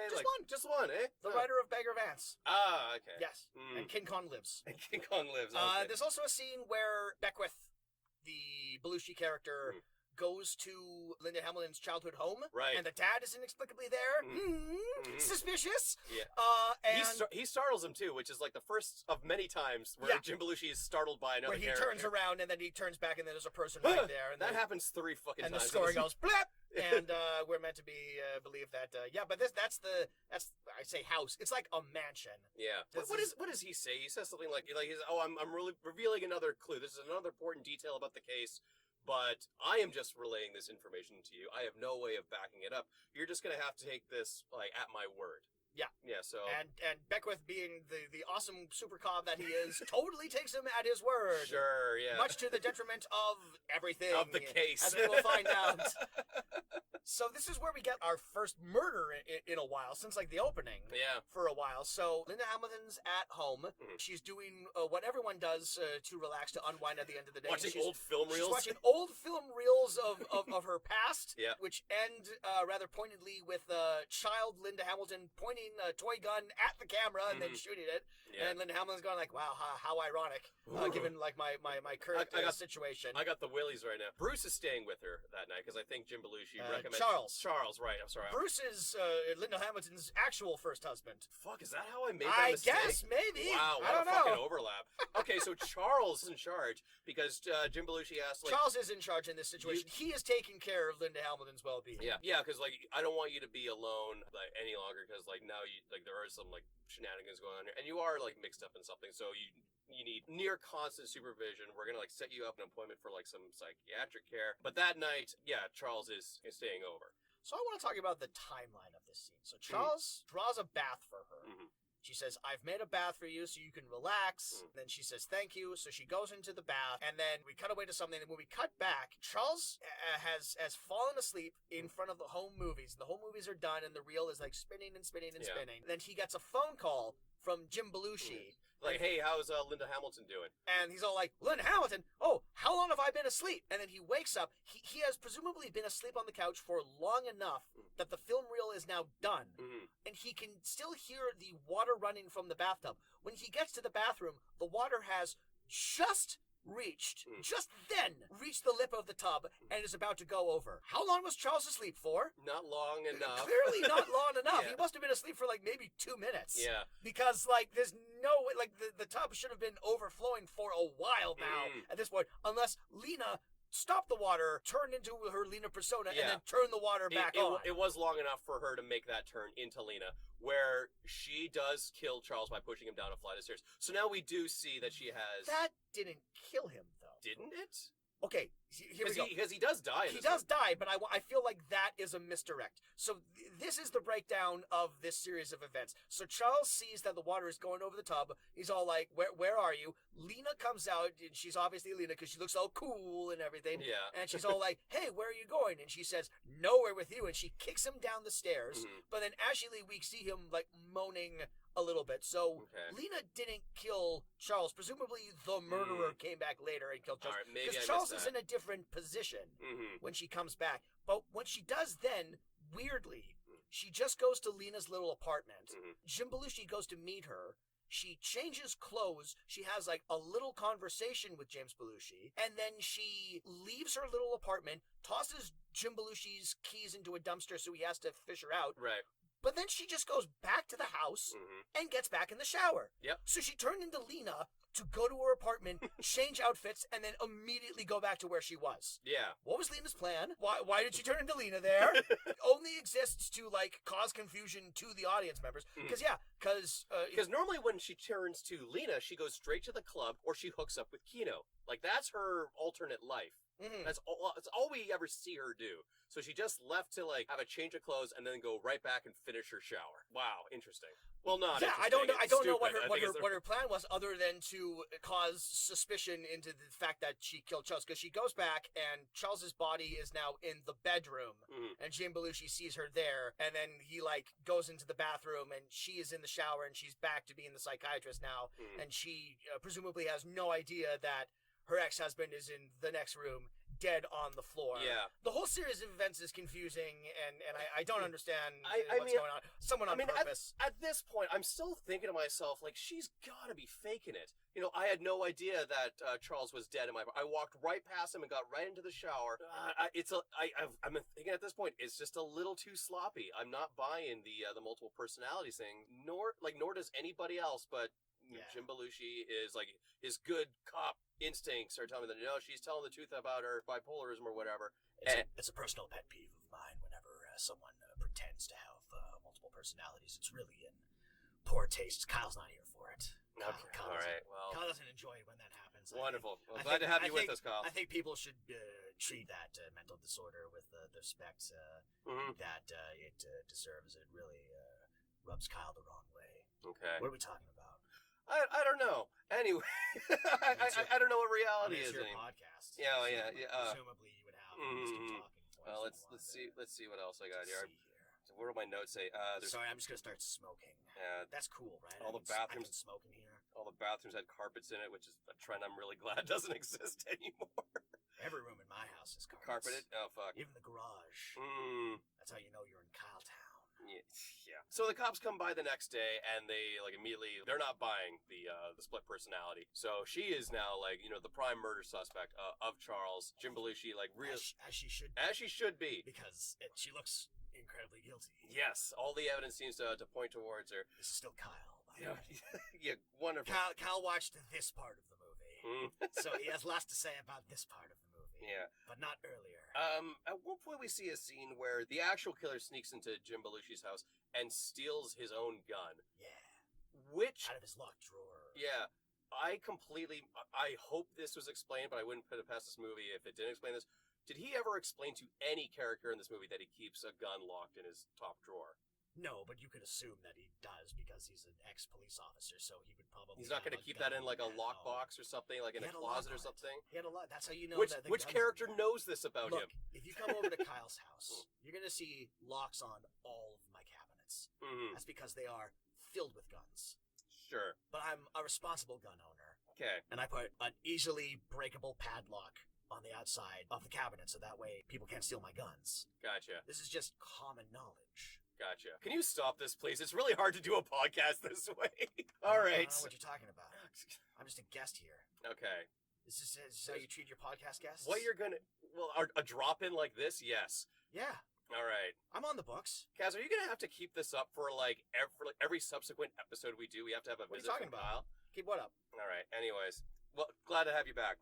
All right, so jumping ahead here from what we were talking about, Lena shows up at Jim Belushi's house. If I was in ever any trouble, like you told me to come to you, so like comes by unannounced, she drops like some revelations, but like it doesn't really matter because the big point about this scene is that she recognizes that Jim Belushi has set up a hidden camera to, I guess, catch like recorded evidence of Lena having the persona leaking through. Also, Linda Hamilton has hired him to videotape her when she's in her other persona, so he's remembering to do this. But it really turns her on, and they immediately start smashing their faces into one another. Yep, pretty sexually aggressive, I'll say. Yeah, all of this is...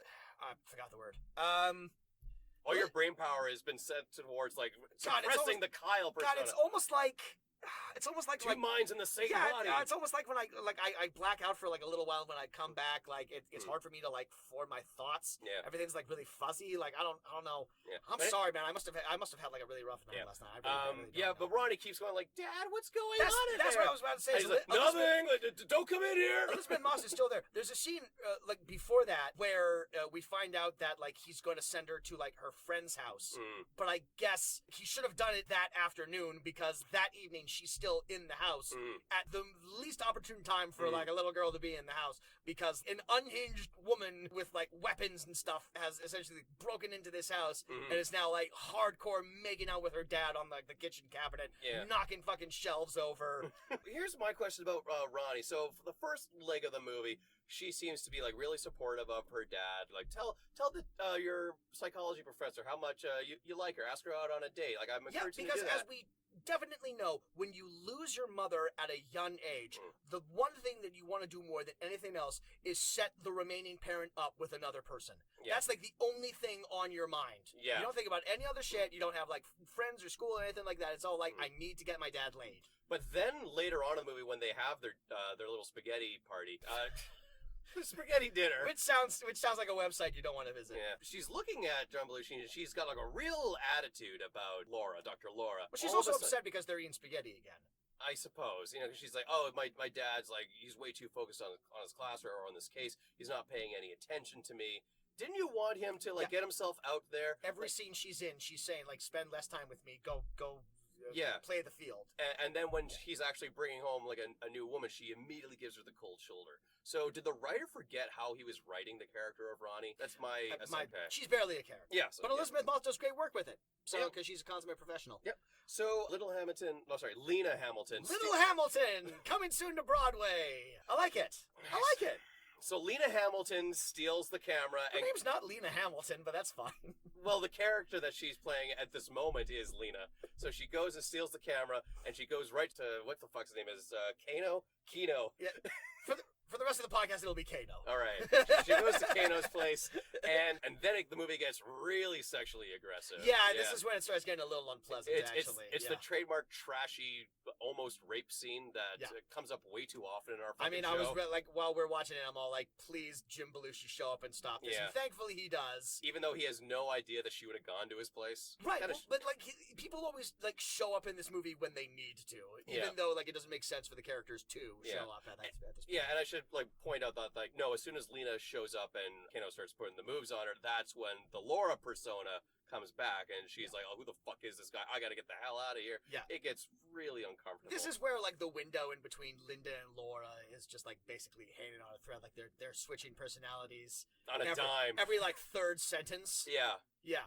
Like which I'm sure is how that actually works. Yeah. In real life. Even for, like... It's a real Smeagol Gollum situation. Yeah, even for, like, movie multiple personality disorder, that's a bit hard to swallow. Yeah. The fact that she's just, like, turning on a dime and is just, like, immediately... Like, I'm still giving you, like, plenty of room in between Kyle. Yeah. Like, I'm not, like, busting out, like, every, like, 2 sentences. Oh, so you do have control over it. What are you talking about? Yeah, anyways. So they have a car chase, and, you know, when he escapes and the cops are after It's him. an okay car chase. It's a pretty decent car chase. Maybe at this point I was just desperate for, like, anything. Yeah, but, like, anything interesting. Not too bad. Mm. I had a good laugh at Jim Belushi's stunt driver with a full head of, like, black hair that doesn't look anything like Jim Belushi. Just put a dark wig on him and call it a day. they're treating Jim Belushi as an accessory to these crimes because he kind of is at this point. He is, but like the cops are still letting him get away because he's trusted by the force, I guess. I don't know. To a degree. His buddy goes to his place and says, like, do you know what kind of shit you're putting me into? Like, I'm giving you one last chance kind of thing. No, arrest this motherfucker. He's not a cop anymore.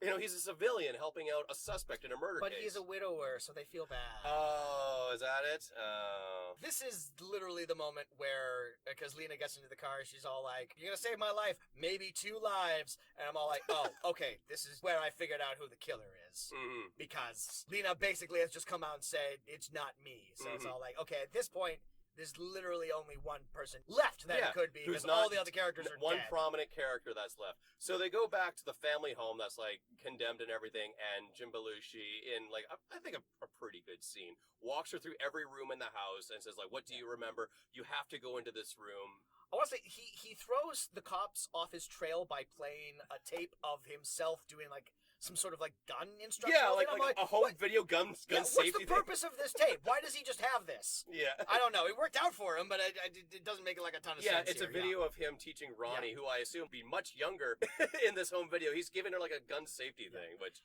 And so he puts that on while the cops are outside and they're just listening in like, what's he saying? What's he doing? He's talking about gun safety to his kid. Like, do we want to like intervene on this? Did he record this ahead of time in case he knew that he needed to throw some cops off the trail or something? Yeah. No. I don't know. Then did he just film himself teaching Elizabeth Moth's gun safety? Because I was like, this will be a good memory to like look back on in some years' time. Yeah. Did you notice that there's like a weird metaphor or motif involving like opening doors? Yes. Yeah, because like Jim Belushi keeps saying that line over and over again. Can I open this door for you? Do you need me to open this door for you? Yeah, she's like, what did you say? And sometimes it's like a literal door. Mm-hmm. Like he said, and like it's always in like weird places because he says it to Lena at one point. Like they're in Lena's apartment and she walks away from him and she gets to her own front door. He's like, do you want me to open the door for you?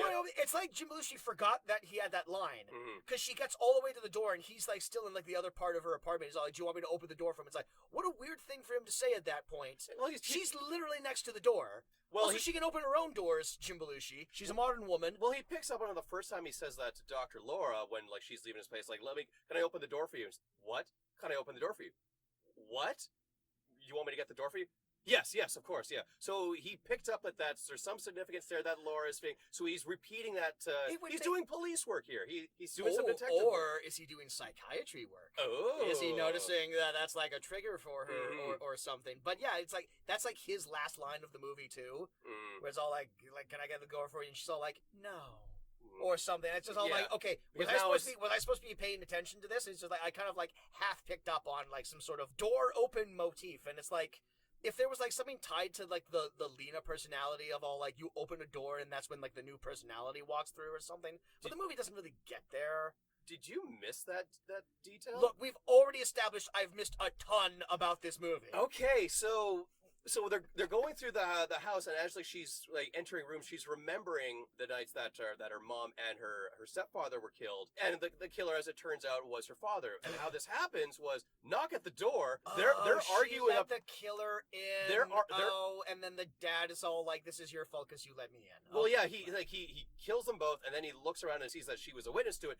And within like 10 seconds of her seeing the shootings happen, he goes right to her, and before she can even process all this, he says like, "You're just as a part of this as I am, because you opened the door. You're responsible." So like that's where the trauma. Open the door. That's where the opening. Hold the door. Yeah. Yeah, something like that. Yeah. Okay.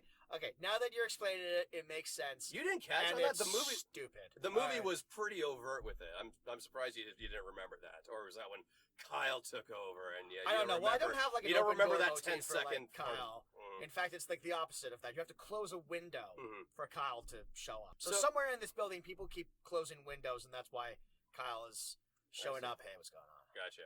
We're moving on. The dad shows up at the house. Yeah. And he's pulling the gun on both of them because, like, now you know. Oh, that was a short one. You know my terrible secret. You know, he incapacitates Jim Belushi, and it's just him and Linda Hamilton. And Linda Hamilton says, like, that was a long time ago, and you've built this, like, whole new life for yourself. Don't throw it away just yet. And, he's still threatening to kill her. Well, it almost works, and then he's all like... She was totally, prepared to let this guy get away with it. It's like, it's paralleled from, like, earlier when she was talking down the suicidal woman because she's doing, like, some hardcore psychiatry on him, and it almost works.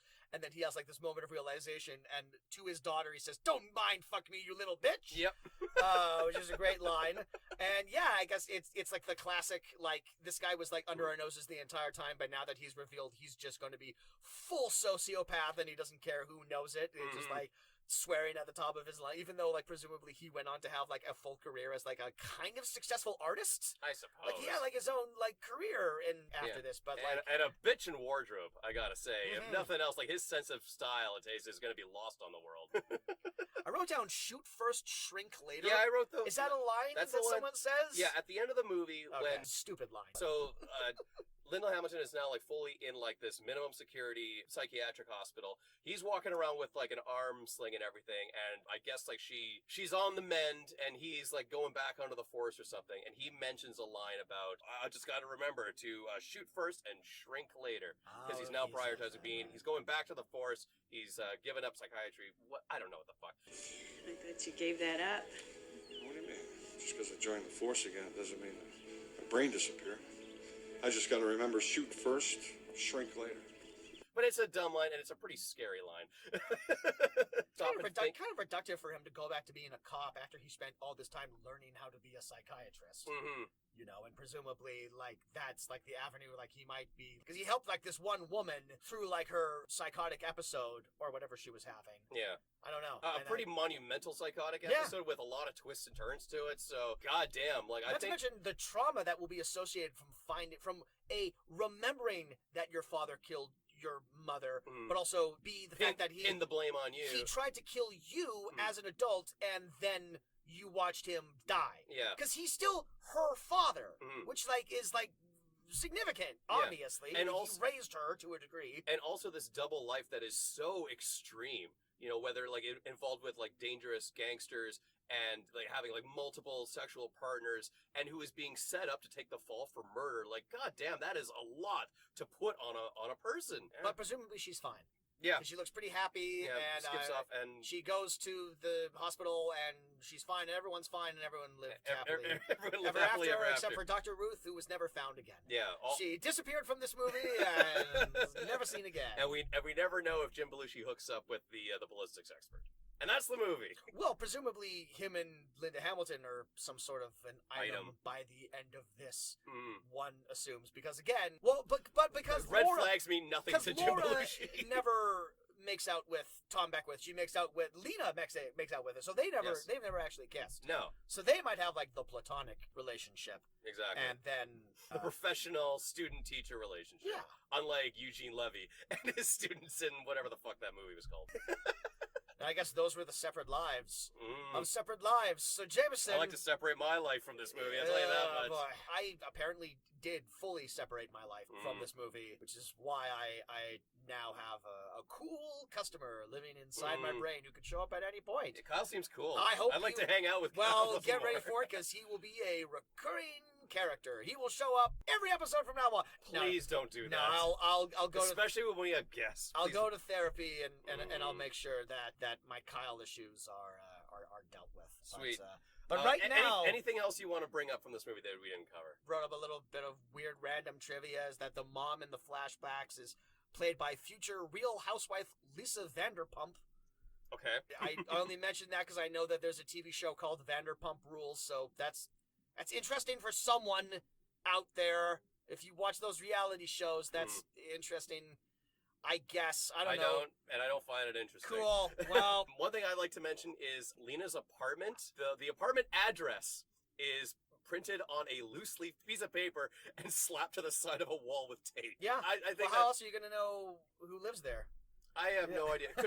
They couldn't have just found something that has an actual address on it. They had to print out something because they can't find those Why do exact they even need an address? Is it a plot point? Just have no address on the building. It makes more sense for fixed Lena. address or anything. It makes more sense for Lena to live in a place with no fixed address. Is Lena getting mail? It just, it just seemed like so cheap home movie kind of stuff. We gotta go to, 413, Water Street or whatever. And then fuck, no such building exists. All right, well, we gotta print this out in lieu of taking an existing building and then just asking if you could shoot there. Speaking of cheap home movie stuff, what I noticed that was really interesting. The first scene we see James Belushi filming her with the camcorder outside of her apartment, they don't bother getting any sort of 90s camcorder graphics. It's literally just a static shot of the outside of the house, and then they have superimposed a little red recording thing inside of it. I'm all like, that's not how any camcorder looks. There's no camera reticule on the sides of the corners. It's the 90s. It would be a giant, chunky, fucking camera. You wouldn't be able to hide that shit. It would be massive. It's a flashing red wreck on an establishing shot of a house. They couldn't have fuzzed that thing up or anything like that. No, they literally just wrote, she has a flashing red wreck sign on her driveway. It's a little, it's just a little sign that someone was holding up on the side of it. It's all this is a camera now. Yeah, take it from us, folks. It's all I was excited to see more of that. Unfortunately, suspension of belief. It was only in that one scene, unfortunately. Yeah. I take back what I said about these movies not having the kind of money for special effects, because baby, we got some. We got this. No, I really have nothing else to say about this movie. I think we've exhausted all of my opinions. I thought I would be able to go a little bit more on that whole squab diatribe, but no, apparently I did not share your thoughts on that. There's way too much else to talk about in this movie. It just bothered me so much that they didn't sit down and eat that food. Yeah, you get hung up about food stuff in movies, I think. Probably because you work in a kitchen. There's so little to go on to. I do actually have a thing when you watch movies, it does bother me when there's eating scenes in movies and no one ever eats. How you see that sometimes two people will sit down and the waiter or whatever will bring their food over and they just push the food around on the plate. Yeah. They'll put a little bit of it on their fork, and that's for a practical reason because obviously you don't want to stuff your face when you may have to do multiple takes. You're doing multiple takes. Yeah. You don't want to do that over and over again, but it's just get two. Just get 2 or 3 takes where you're actually eating and putting food in your mouth, and hopefully you can use one of those because this whole just moving stuff around on the plate, putting a bite of something on the fork and lifting it up to your mouth, but then someone says something, you're all like, what? Yeah. Every time I see people actually eating in a movie or TV show, I'm always just that much more thankful that they actually managed to simulate what it is like to eat a meal. Appreciate that. It bothers me just as much as when people are drinking out of obviously empty mugs. Yeah. Which is still in everything. Which is still in to this day, people drink out of empty mugs. The thing that always takes me out of movies is whenever I see people play a video game and they're treating the controller like it's a fucking typewriter. Yeah. Everyone who's ever played a video game know that there are very precise moves that you have to do. Nothing that you play will be as frantic as There was a brief period where real life kind of caught up with movie culture is because if you were seeing people play a Super Nintendo back in the day, they're gonna be gesticulating wildly and they're gonna lean into it. There was a brief period where you did have to move your body to play a video game. What, with the Wii? Yeah, and stuff, Okay. and even the Xbox had motion controls and stuff like that. So there was a brief, thankfully it's over now, period, where you did kind of have to gesticulate and move yeah. your body a little bit if you wanted to play the video game. Yeah, the camera can't pick up people playing video games. You gotta really exaggerate a little bit more. All right, so that was Separate Lives. Kaz, do you think this movie has a certain something, or does it not? I'll tell you what Kyle thinks. Oh? This movie's got a whole lot of something. See? I flipped it. Oh. I flipped it on you. It didn't have a little something. It's got a lot of something. A lot of something, okay. Yeah. Also, this is the first movie that Kyle has ever seen, because Kyle is 2 weeks old. Gotcha. Now, what does Kaz think of this? I don't know. I'll ask him. What do you go. think? Oh, this movie's nothing. This movie's like absolutely nothing. That's I see. fascinating. We're having a conversation now. Yeah. Well, I guess I'll be the tiebreaker here. This movie has a whole lot of nothing. Yeah, no, this movie is pretty forgettable, which is a shame because I love a good erotic thriller. You know, it's a genre that we haven't seen in a while. There's a new one. There's that Deepwater movie with Ben Affleck and Anna de Armas I haven't seen yet, but it's nice that the genre is back. It might be cool if we could see depends some on more how of well it. this movie does, but... What, Separate Lives? No. Sure, well, they dumped it on Amazon Prime. We'll see how what the views are like they on dumped this it on episode. Amazon Prime, so I don't think it's good. I think it already is pretty forgotten. But yeah, I mean, this movie's not that sexy. You know, like there's not really. I'm not saying that Linda Hamilton had to get like naked for this or No. whatever, but you know, like it wasn't as titillating as I wanted to. It wasn't as It's not trashy as I wanted to. There's like pockets of trash, but not nearly as much as it needed to. Like entertaining trash that will like keep you invested with like someone with like a good critical eye can just like, oh boy, this piece of garbage, whatever. I'm invested in it now. Yeah, I mean, like as a mystery, it wasn't that engaging. Outside of like some decent performances, it's just not that it's not that compelling of a movie. Agreed. All right. Yeah. Well, there we go. That's one down. That's one in the bank, and we're off. We're off to the races. We're off to the races. And hey, speaking of races, what does Kyle have some opinions? That, no, I just want to say the next Linda Hamilton movie that we might be looking at. We're kind of in the middle of like scheduling horse races. We're talking about like horse races. The sport of horse racing. So the next racing. movie Jesus. we watch will be Linda Hamilton and some pretty horses. We're fairly certain things might move around. I don't know. We're waiting on a very exciting guest.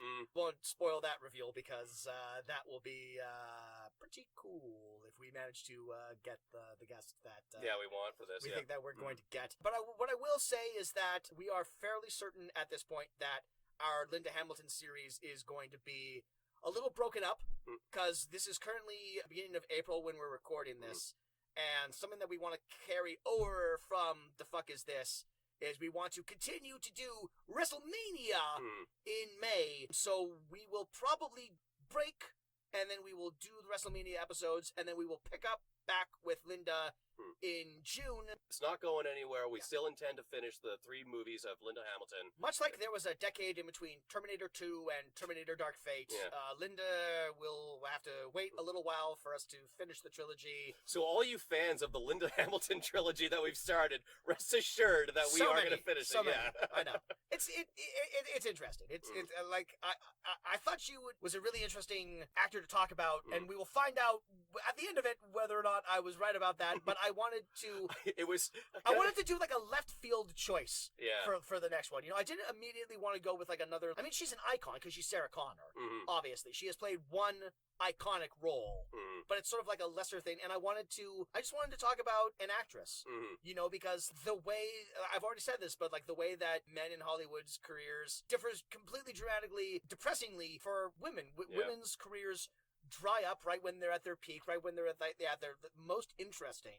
And it sucks. And I wanted to spotlight, and it's going to happen every time we cover a woman, probably because that's just unfortunately how that goes. You stop being the thing that they want you to be, and they replace you with a younger model, and continues to happen, even though like in like their 30s and 40s.